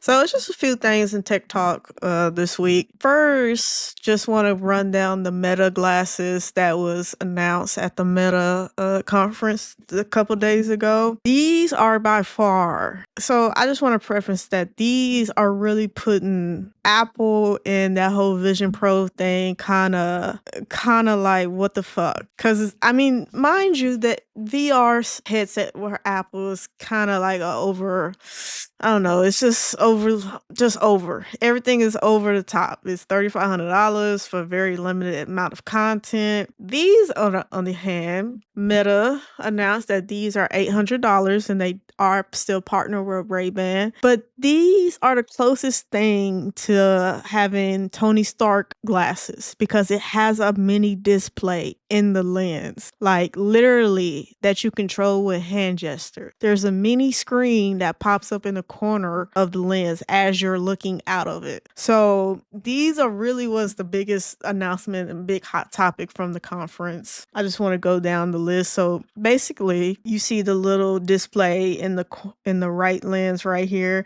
So it's different things that you can actively record, show, display while pretty much without even if somebody's looking at you, they can't tell you're looking at the mini screen in the lens, which is very, very, very incognitos type. Like you can record while people don't know, which is kind of scary and kind of interesting at the same time. So just to give a breakdown, this is a 12 megapixel camera with a 3x zoom. It comes with a wristband that uses EMG signals from your wrist and fingers to control the glasses without touching them. Swiping, tapping, small gestures. Battery life is 6 hours for mixed use. With the collapsible charger case that comes with it, gives extra hours, of course. It comes with 2 colors, frame, lens options. The 2 colors is black and sand. And the software that is used is the Meta AI with visuals, which enhance the show answers and the step-by-step instructions, display messages, previews, live, and it has live translation. Live translation is really a big deal for a lot of these product announcements from Apple, Meta, and Samsung. I didn't even realize, I guess, the need for it, but I just guess we can go do our Japan trip and not have to worry about talking Japanese. It does have gesture control with a neutral band, volume scrolling, replying vis-a-vis the virtual keyboard. So it has a virtual keyboard, which is kind of crazy. And you can display it when you want it, and you can take it away when you don't. And this is just the next gen. This is the second gen because my uncle actually just bought the first generation of these, and he be driving and he be recording like himself driving just because we stay around a lot of bad drivers, and so a lot of near accidents. And like on a motorcycle, I can see where recording you driving can be very, very good. And so it's just interesting that we're getting more and more close to Tony Stark's glasses in real life. It definitely has still some way to go. You know, Meta, the only apps that support it is the developing party from Meta. So that's kind of a thing. But I'll be very interested once they open this up and allow third parties to develop apps for this virtual glasses, how far this could go, because honestly the possibilities are endless. And because it's just glasses, not a full fucking 30-pound headset like the Vision Pro, I find this a lot more entry-level friendly, so it's a lot more comfortable, and the price is a lot more affordable. I mean, $800 from $3,500, you can't even compare. So, and it gets 6 hours of battery. I just think this product has a lot of upside, and I think it still has room to grow. And whenever Meta allows third parties to develop apps for it, I think it's going to even go into another universe after that. So that is pretty much everything that was announced during just for this Meta glasses. I mean, there was other things, but this is, I think, the most exciting and the most futuristic like and jump from the previous generations of stuff they announced in the old Meta conference. But tell me, what do you think? Like, because you wear glasses, do you think you will one day buy a Meta glasses from Ray-Ban? Sold. Oh my Sold. God. Didn't take much. Okay. It didn't. It didn't. So tell me, what is so appealing about this for you? I don't wear glasses, so therefore, I don't know. This, not saying I wouldn't get this, you know, because anything to get me closer to Tony Stark products and toys, I'm here for. But it's just, I don't know if could I wear these all day. I don't know about that. Just because I don't wear glasses, I wear nothing but sunglasses, and I take them off right when I'm done driving. So tell me what is appealing about everything I just said about these Meta glasses for you? So the interactivity, interactability of them catches my attention. Little screen thing. Now, I must ask, what are all the apps or quote unquote uses of this? It would not be something that I would probably use on like every day or all day because I do wear glasses. I don't need to. It's just for helpful purposes. I would wonder, like, yo, can a prescription be done with these? Oh yeah, because you can get your prescription with the Apple Pro Visions. Oh man, sold. But like, what are the applications for this besides just probably Facebook or something? Like you said, I know you said your uncle, he records as he's driving, which would be a good thing because ever since I saw that video of those scammers abruptly stopping and then backing up to that lady's car, like, oh, she hit us. The dash cam was the only thing that saved her in court. Like, hey, that ain't how that went down. But as you were saying, closer we get to Tony Stark's glasses and everything, I'm just curious, like, like what are some of the beginning applications they have or allow you to do with it? And that's it for this video. of Are You Not Entertained podcast. Thanks for hanging out with us.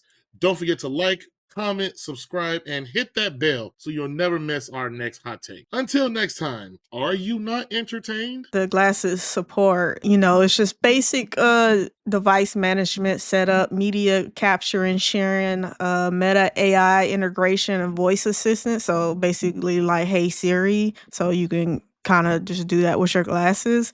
Notifications and messaging, you can message people, call people from these glasses. You can talk to somebody through these glasses. And then they have the live captions and translation feature, navigation and maps, so you can pretty much basically like a heads up display for when you're driving and you need GPS guidance.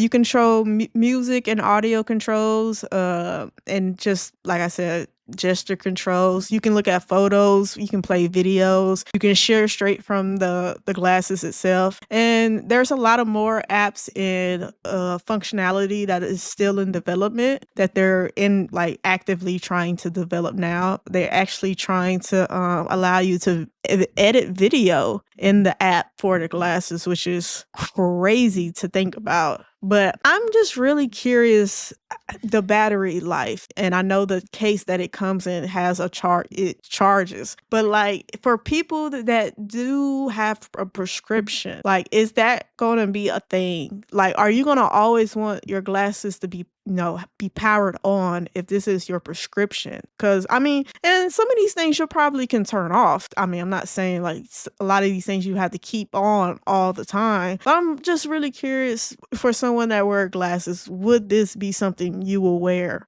like replace the glasses you have now? To give it a trial run, yeah, I'll check them out. The battery thing is not enticing to me. You said 6 hours. That's not even a full work shift. But I'm pretty sure as time goes on, they'll figure out how to make it more efficient or better battery usage out of it. Or maybe like you said, I can have them on, do what I need to do, carry on by my normal day as I go along, and then like, hey, turn them on. I want to do this, etc. I can have my music on, do whatever, and no one will notice it. And like, oh, all right, we're done. Let me go ahead and turn them back off and go back to doing whatever else it was. Yeah. That's how I'm imagining it. If that's possible, I don't see the point in them need to be powered on at all times if you're not utilizing or doing anything with them at all times. But I definitely would. That's why I asked about the prescription thing. If I had a prescription thing and not have to constantly worry about switching back and forth between regular and these, then yeah, absolutely. Not a price. It's a little up but there, glasses are kind 800. of expensive. I wonder can well, probably not. Well, I about to say, I wonder, can you claim this against your insurance, your vision insurance? Yeah, that's a great question. I'm like, man, $800. 800, a lot more attractive than 3,500.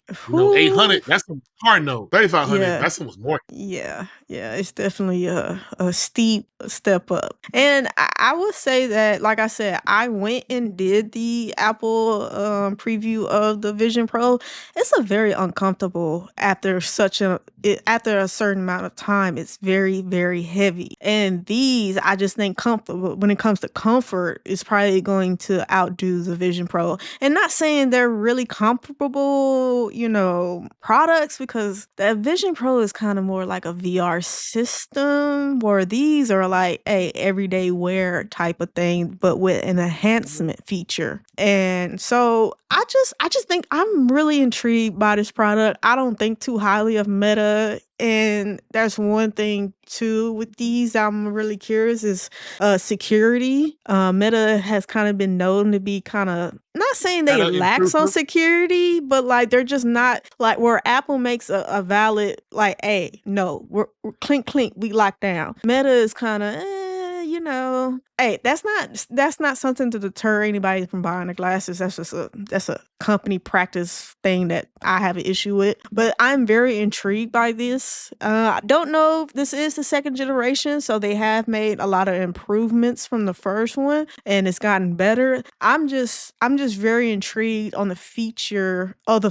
for this product, going even when it goes to Gen 3, Gen 4. Like, it could get thinner, probably more improved battery life with more app support, and like I said, third party. This could be a powerhouse product for Meta without a shadow of a doubt. But Oh like I yeah, if said, done correctly. like I said, this product intrigues me more than the Vision Pro, where the hype machine of Apple made it seem like Vision Pro was going to change the industry, change all this stuff. And I'm not saying it can't. It's just very quiet right now for Vision Pro, where I think this is getting more of a reaction from the community. It's getting more buzz, and it's probably going to do a lot more sales than the Vision Pro, honestly. Just looking at it objectively, just from the entry level. I can agree with that. Kind of wraps up the Meta glasses and the Meta conference.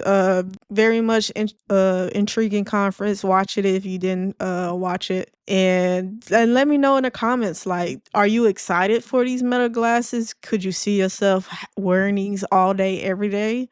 And are these the closest thing to a Tony Stark glasses, where he was showing all the displays and stuff like that? What is that? Captain America Civil War, where he had it. And I say so. I say we're getting closer and closer to really living out our I think Tony it was Stark. Age of Ultron that he had those on. He might have had those on too. Yeah, you're right. Well, I mean, it's Tony Stark. I mean, I'm pretty sure everything had a display or some type of futuristic tone to it.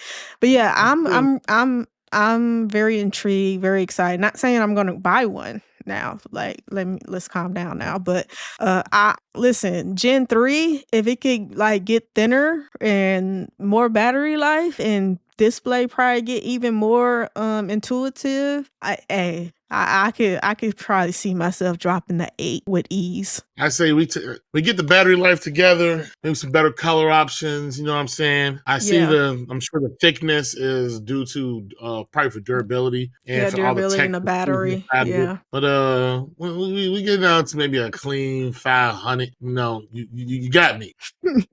500 plus prescription price. Yeah, it'd be 500. But see, that's what I'm saying. Let your insurance circumvent some of that. Yeah, because I don't know if insurance, no, definitely not no VR headset. Because I was about to say, when I went to do the presentation of it, my friend, she wore glasses, so they had these tester lenses for people that with prescription. And the reason why, because she was prepared to buy the hunk of the only reason why she didn't is because the prescription time for them to fill the little prescription inserts, when we went, it would have been 3 months. And she just was like, nah, she needs instant gratification from when she spends money. And She was like, no, I'm not waiting 3 months. So that's the only reason why she didn't get the Vision Pro. And mind you, we went through the presentation. It's nice. I'm not saying it's not a nice product, but I don't know if it's nice enough for $3,500, and it's very bare bones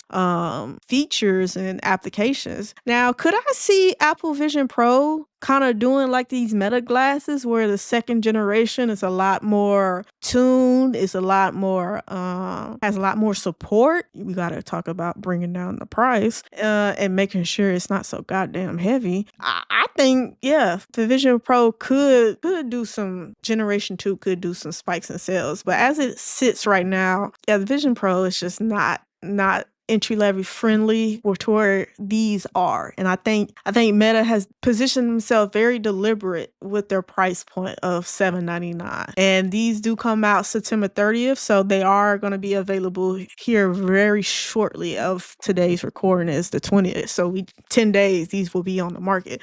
And I'll be very curious to see, and I will report the sales figures and where they're projected to do. I didn't look up Gen 1 sales because, I mean, it's in the past, so long ago.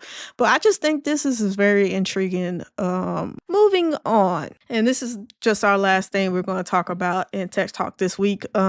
Just because I haven't got the new iPhone in the mail yet. It's coming here in a couple days. So that's why the Tech Talk was originally going to be about. But I just want to talk about the iOS system 26 update. So did you take the update? Question 1. I probably already know the answer. Of course. So we're not letting Skynet closer to its goal. So I did not.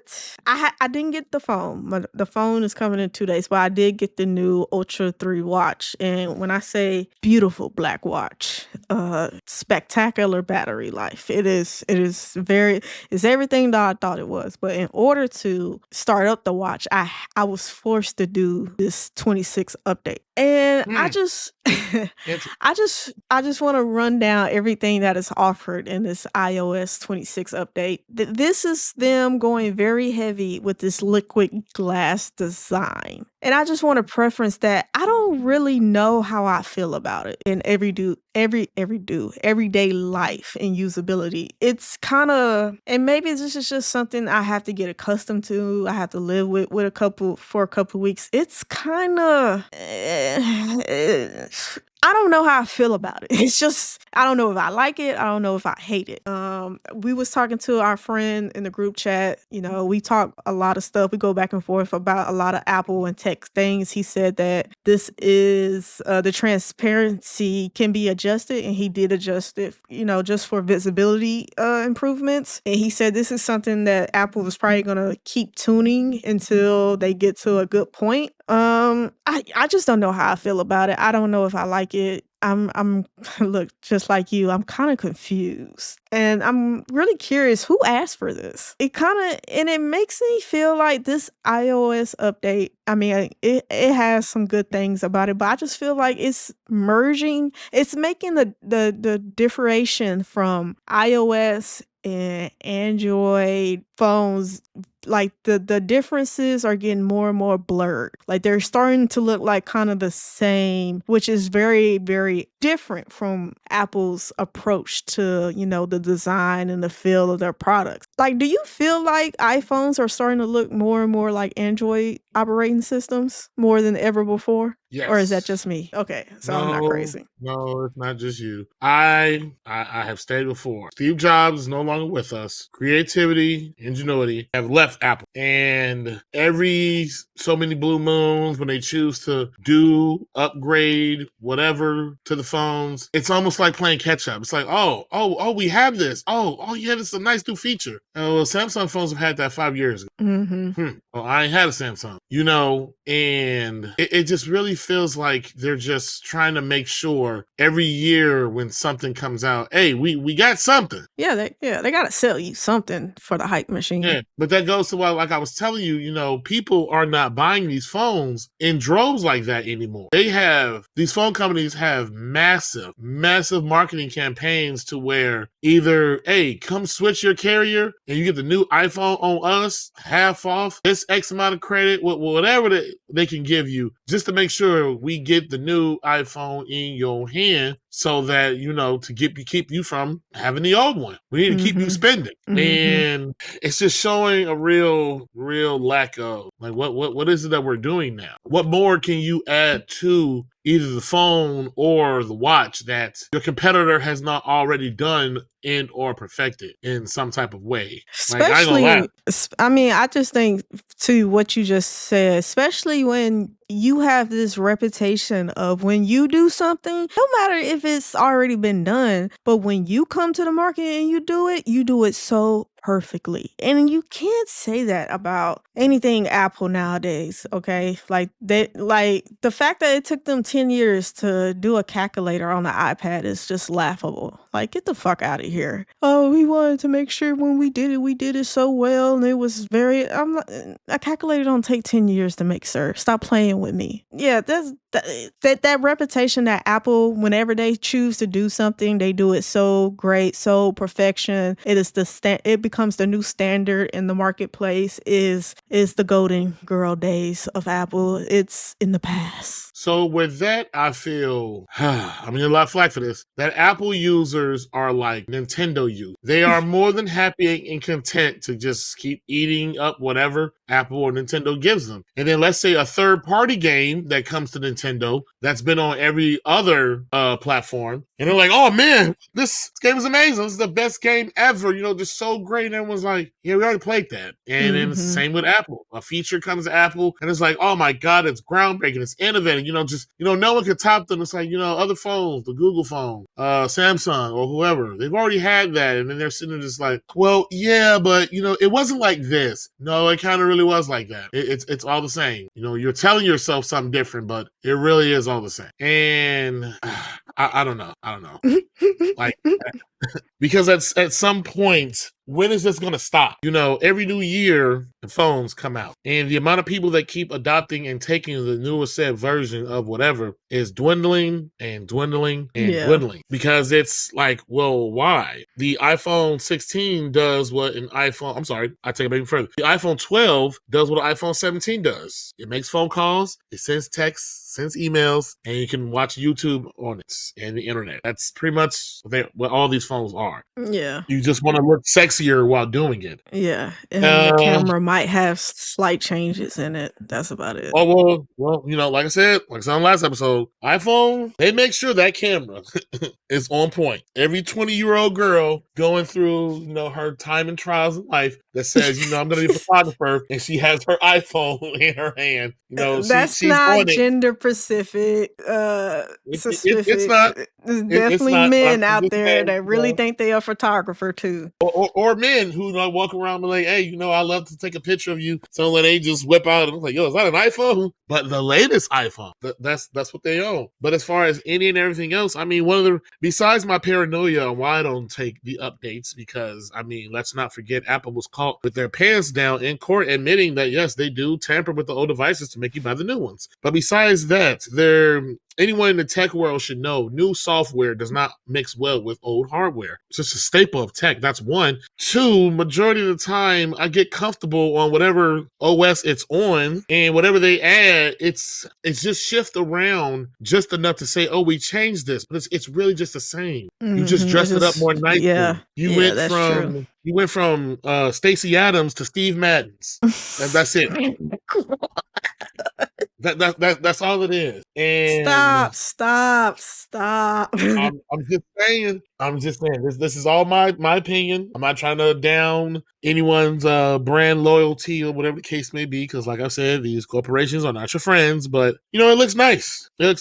I don't see nothing special about it. It's an OS system, you know, live translation, and that's cool. A new lock screen, animated album art, hold assist on calls, you know, just all this thing. I mean, but let's be real. All this is doing is just making us more lazier. It's just slowly inching that door for Skynet to come in and be like, yo, I got this for you. Yeah, definitely Skynet is a real thing, and it's very much here in our face, but tech is not here to make us more lazy. It's to enhance our life and our comfortability. Okay, sir? That is a fancy way of saying lazy. I'm gonna do a quick short infamous story time. Once upon a time, when televisions were first made, you had to get your ass up to turn the channel, and then technology came around, and you can do it from the comfort of your chair and or couch. No, you're not telling that story accurately. Some problem solver came up and was like, why the fuck do I have to continue to get up to switch the fucking channel? Let me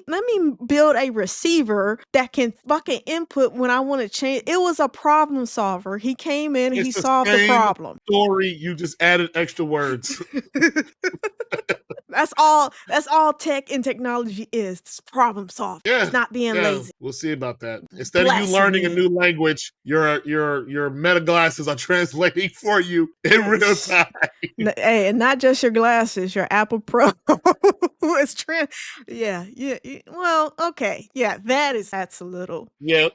I mean, but you know, that's just solving a problem as well. You speak Spanish, I speak English. I don't know what the fuck you're saying. I could be in a position to help you, but I can't because I don't know what you're saying. And here comes Apple AirPods translating everything that this Spanish speaker's saying. It's not being lazy. You want to hire her? You just shoot up the email. Hey, listen, Apple, EA with Madden. Listen, I'm telling you, I could do it for a third of the price. Anyway, just playing. We will not be taking money from these blood-sucking companies to sell you on bullshit. That's our promise to you.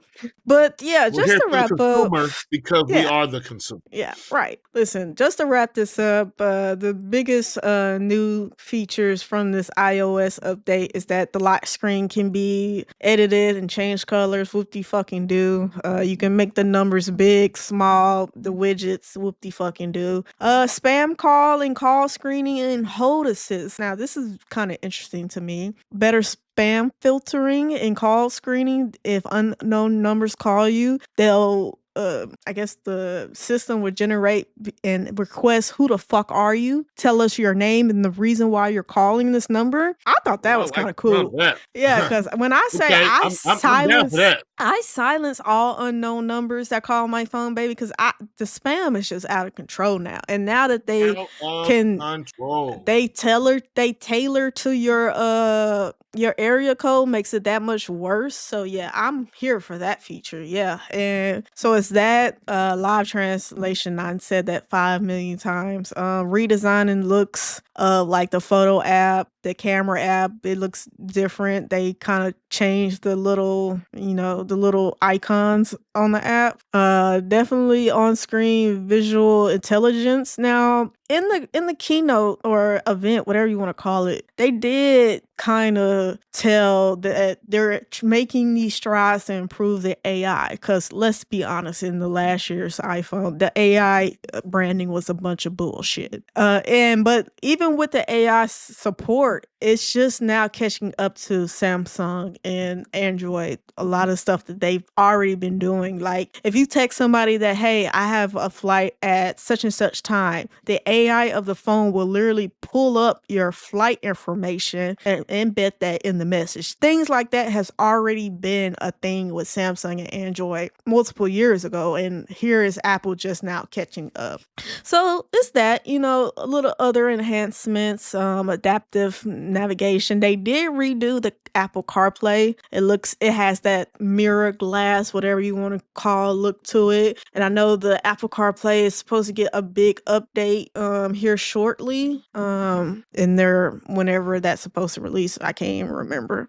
Performance is supposed to be improved, but that's a bunch of crocker shit. The complaints and issues that came from this iOS 26 update, there has been a big backlash or disgruntled in iPhone users that this update drains the fuck out of your battery. I'm sure the mirror look does not help. The always on features and a lot of background updating that the update requires, this iOS update requires, does not help, especially if you got an older device. And a lot of people are very mixed, just like I am, on this whole liquid glass design, because a lot of people, not saying that they are avoiding getting glasses, but they might be right on the cusp of either needing or not needing them. And the readability, a lot of people are disgruntled about the liquid glass in that regard. It makes and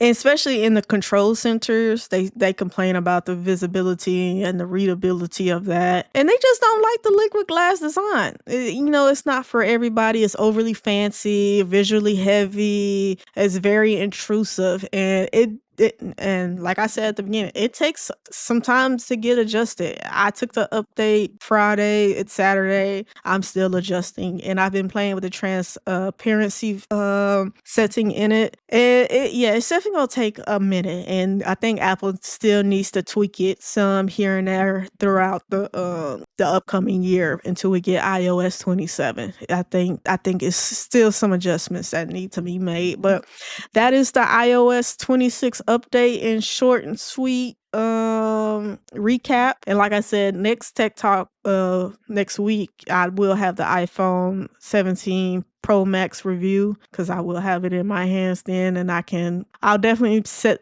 it through the benchmarks and all that. So look forward to that for next week. But let me know in the comments how you feel about the Meta glasses and the new iOS 26 update. Is it for you? Did you take the update? Or are you like my cousin where you like, nah, you wait and see and try to wait it out until they make the adjustments or the patch 1 day updates and whatever you want to call it? And are you looking forward to the design of iOS going forward? Like I said, I feel like you really can't tell the difference between Apple and Android phones more and more nowadays. And if you agree with that or if you disagree with that, definitely let me know in the comments below. But Infamous, you got anything else you want to add at the end of this segment? I'm just waiting for the iPhone fold. Oh my God. I know I'm Yeah. part of the problem. And I admit that, but I ain't gonna lie to you. That Samsung Fold, Galaxy Fold, whatever the hell you want to call it, I'm like, okay, You have okay. a tab, you have an iPad. Why do you want a foldable phone? I just don't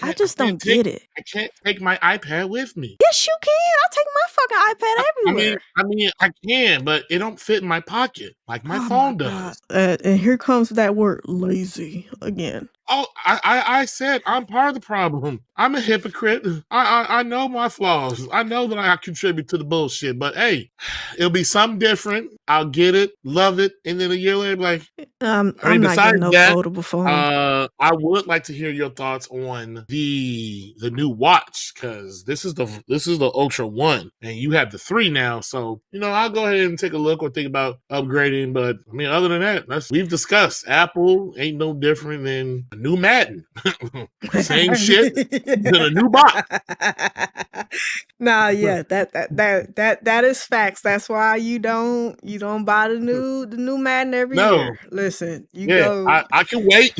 I can let everybody else spend their $1,500, $2,000, whatever you want, and then let them be like, "Oh man, this is disappointing than what I thought it was." There's a Yeah. golden rule that me and my cousin we have said for years, and we have lived by it as far as much as I can remember. Being the early adopter of new technology, you are a beta tester. That is all you Yes. are. Don't let And anybody else fool you or tell you different. You are the beta tester to work the kinks out. And then the guy who and buys it 6 months to a year later is benefiting more than you, especially when he gets it on sale. and let's just keep the record. The record. My cousin is going to go buy that foldable phone, which is going to be first generation, and I he's going sure to be fuck a will. beta tester. Listen, hit the comments below. Are you a foldable phone type of person? Because I am not excited. It does not. It does not get me hot and bothered to think about Apple releasing a foldable phone. It does not. I don't want my phone to fold. I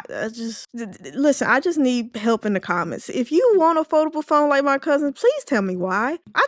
Listen. I just need to gain some understanding. And what problem does that solve? I have a foldable phone. I just need some answers. Actually, you know what? I'm gonna answer that for you. And I'm ashamed to admit I almost got by the AI people on TikTok. The Samsung slash Apple Fold iPhone is probably the closest new-ish ingenuity we'll have with these phones since the Sidekick. And the reason I say that is because I saw a video on TikTok talking about the new Sidekick. It had a touch screen. It was the works, baby. Exclusive to T-Mobile, and it looked so real. I almost fell for it, and I was like, let's go to the T-Mobile website and let's check Google. A quick 30-second but for that moment, I was like, damn, because almost every smartphone, they all look alike. It's a big slab, it's a screen, and then you just tap Got it to touch. cameras. Yeah. Yeah, cameras and all. You can tap it to touch stuff. So a Fold, and I can see why when I believe earlier in the year I told you about that Chinese trifold phone, why everybody was probably so captivated or just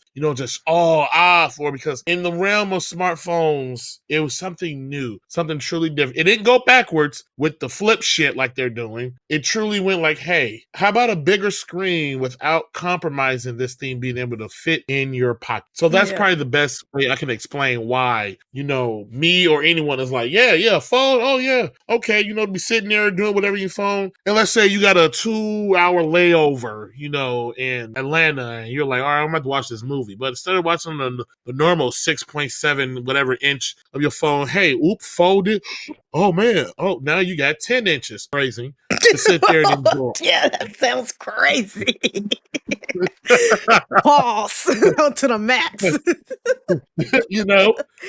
That's how I see it. But like my cousin said, let us know, how do you think, feel, etc. with all this news. Are you truly, like me, apprehensive about these upgrades, these new phones? You do it when you feel technology pushed enough, even though we're kind of really at the cusp of technology in phones, just like as we are with graphics and games. But every little bit, every now and then, then, you know, they'll add a little something that'll be like, oh, interesting. It's Didn't know funny. you can have that. It's funny you say that because when Apple announced the iPhone Air, which is that paper sheet thing of a phone, it was somebody. You know, I live for the comment section, and it was somebody in the comment section said, "Bitch, no one asked for this. Let's just give me another sidekick."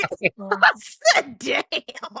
Not I people in mean, they 2025 ain't asking lying. for a sidekick. Like, I I mean, thought they ain't that was lying. Don't fucking nobody sit up here and hilarious. care about some airplane paper thin. That's probably super fragile. And They got are shit battery life. and got shit battery life. I don't know why Apple has the correlation. The thinner something is, the sexier it is. Where it's Yeah. like, dude, no. The Yeah. thinner it is, you got 10 minutes of battery life, 2 minutes for phone call, 5 minutes to watch a video, and then the rest is gonna struggle to send your email out. Like, who wanted that? And Why? But I'm yeah, pretty sure. no, I don't know. Like, I really am watching the sale figures for that because I don't know if anybody asked for that, and I don't know who it's for. But I will say this, and I'm really curious because I haven't watched any of the durability videos on YouTube yet. Oh, they're coming. I like just imagine if you're like 6'3", 280 pounds, and more than ever, people are not buying phone cases or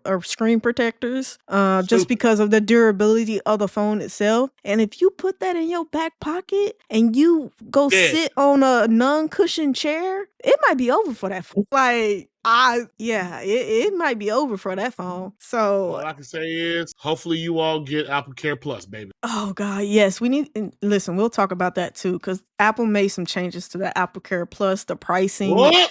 It's become a subscription based thing to whereas at first you can buy 2 years worth of Apple Care. At least I know, and I'm just gonna speak on my experience. Like for my phone, for my MacBook, I bought upfront 2 years worth of Apple Care, and so I just didn't have to think about it. Now they're trying to sell you a subscription for 3 devices for $20 a month, and once you kind of do the math, I guess it kind of works out depending. I mean, I don't know. It depends. It's definitely more expensive than buying Apple Care upfront for 2 years. Like when you looked Okay. at, I should pull up an Okay. old receipt of me buying 2 Wait, years hold worth of on, Apple Care. just hold on a second. Because I'm going to say something that you probably are shocked, but I don't buy Apple Care Plus, the 2-year thing. I am subscribed to a subscription of Apple Care Plus Why? because, well, if you're a person that has a device for less than 2 years, I can see why you would just go ahead and buy upfront the 2-year thing. Whereas I think my iPad, I can't remember when I bought that iPad. That iPad I probably bought either 2020 or 2021. Yeah, I was about And to say it Apple was Care, during that crazy time. yeah, Apple Care Plus for iPad is maybe $5 to $7 a month, as opposed to wherever it was for the 2 years. See, I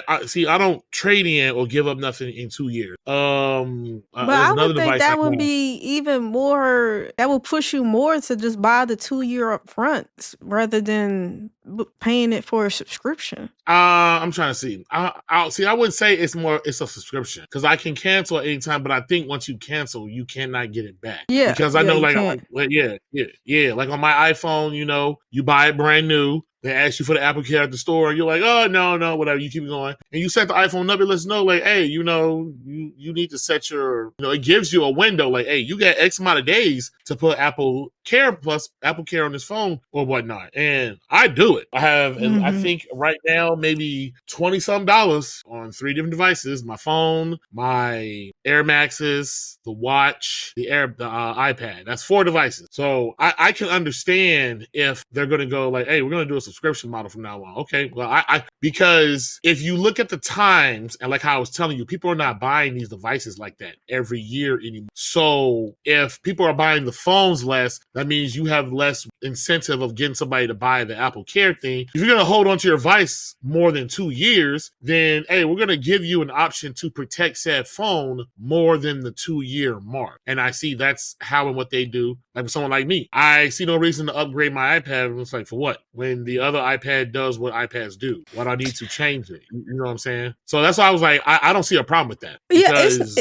it's not like I'm saying there's an issue. I'm just saying the money has increased per product per amount of time. I did a quick math, and even at $20, depending on the type of products, and especially too, I went to the Apple store recently and I said, that's an interesting thing. You do 3 products for $20 a month. Every product after that is an extra $6. Okay, cool. But I still have Apple Care on my product. How are y'all going to give me credit for that? And the man said, ooh, it's kind of like you got to do it going forward, I guess, because I don't know. And maybe the salesperson then just didn't know the answer and how they would approach that. Listen, I started buying Apple Care 2-year on my phone because when I did the math, I have Verizon. I think insurance was $20, $25 a month. And when I did the math per month for Apple Care, shit, it was $9, $11. I said, oh, drop. See you later, Verizon. Not paying that then. And I went and started buying Apple Care from my phones going forward. So it's just a little thing I noticed when I was purchasing the watch and the iPhone this year is that they are pushing this subscription-based Apple Care coverage for 3 devices for $20. I mean, it's here to stay. Look, there's no going back now. Apple, like I said, companies are looking for more and more ways to make money on a constant monthly basis because they know you're not buying products every year. So they're trying to nickel and dime you every month. Absolutely. Yeah, so I pulled up my info. Apple Care Plus on my iPad Pro is $4.99. Apple Care Plus on my Watch Ultra $4.99, and Apple Care Plus with theft and whatever the hell else it is on my phone is $13.50. So I'm already at that $20-ish whatever. Yeah, so thing, the and that's 3 prescription devices. will work for you. That worked for me because I'm not someone who in 2 years or less is going to be like, oh hey, yeah, give me new. So that would work out for me a lot. Yeah, and I think you can actually sign up for that subscription like now, like on the website. If you have 3 devices that is currently under Apple Care, you can switch over now so you can start saving money. So, and like I said, it goes beyond. I'm gonna look into that. Yeah, it goes beyond just having 3 devices. Like you can add a 4th, 5th, 6th, or 7th, but every device after that is just an extra $6 a month. So yeah, I mean, if you got like 15 things that's covered on the Apple Care Plus, it probably will save you money in the long run. So yeah, more to answer the questions we were talking about, that guy at the store, yeah, he probably didn't have an answer to that because that scenario has not come up. You probably want to call Apple themselves to handle that. Yeah, I remember about your experience. That was 1. And then 2, I started buying Apple Care Plus because cell phone carrier insurance is bullshit. For no reason. For no reason. So, quick story time for the youngins. Cell phone insurance used to be maybe $10 at a certain point, and the way it worked was, this was back when you had contract with phones. They don't do that anymore. Things got too expensive. But back in the day when you had a 2-year contract with a phone carrier and you had insurance, if something happened with your phone, you used to just go up to the store, they pull it up, saw you had insurance, and just swap the phones out, swap the SIM card, and like, all right, here you go, and just roll on about your business. Nowadays, I have AT&T, and this might have been with T-Mobile, or this might have been the early years of us with AT&T. But I know we had an issue with a phone. We went through the insurance, and I was like, yeah, you got to pay a $200 deposit. $200 deposit? Oh, if you've already had insurance for 1 or 2 years, they've already gotten that money on you. So why are you paying a deposit, but I still have to pay a monthly fee? The reason I went to Apple Care Plus because Apple Care, depending on the coverage you have an issue with the phone, you just take it to the Apple store and they will take care of whatever. Now, it might be a small fee of like, $20 $49 or something or whatever. I don't know. It depends. I know my experience when I had an issue with my phone and the screen was cracked. And I went to the Apple store. The moment he pulled up and saw I had Apple Care Plus, it was almost like, oh, VIP. Sir, come this way. You don't need to wait. Come right here. Okay. They took a look at the device and he was like, you know what? We ain't even gonna try to fix this. We're gonna get you a new phone, sir. I paid $20 deductible and I was out the door. I was in there for less than 30 minutes. Smooth and easy. So I was like, oh, well, we will never go back to paying cell phone carrier insurance. And then not to mention with the cell phone carriers, you pay that $200 deductible and that's whether they have the phone in stock or not. Sometimes they don't have them. And they're like, oh, you got to wait 2-3 days for it to come to be shipped to you. And then you got to ship the old one back. And it's like, Yeah, what? yeah, What? that was the issue No. too. To Yeah, where no, we're you not walk doing into the that. Apple store, you leave with a new phone that day. Yeah, You leave it that with a was an new. issue. But other Yeah. than that, yeah, I get what you're saying. I'll take a look into that though, since I do have multiple devices. Yeah, well, with that, we're gonna wrap up the episode. Thanks for hanging with us today. Definitely hit the comments, like, subscribe, all that. Tell us your opinion on our opinion. If you agree with all the things we said, or if we just talking some bullshit and you got a rebuttal, definitely hit us in the comments. And that's it for this video of Are You Not Entertained podcast. Thanks for hanging out with us. Don't forget to like, comment, subscribe, and hit that bell so you'll never miss our next hot take. Until next time, are you not entertained?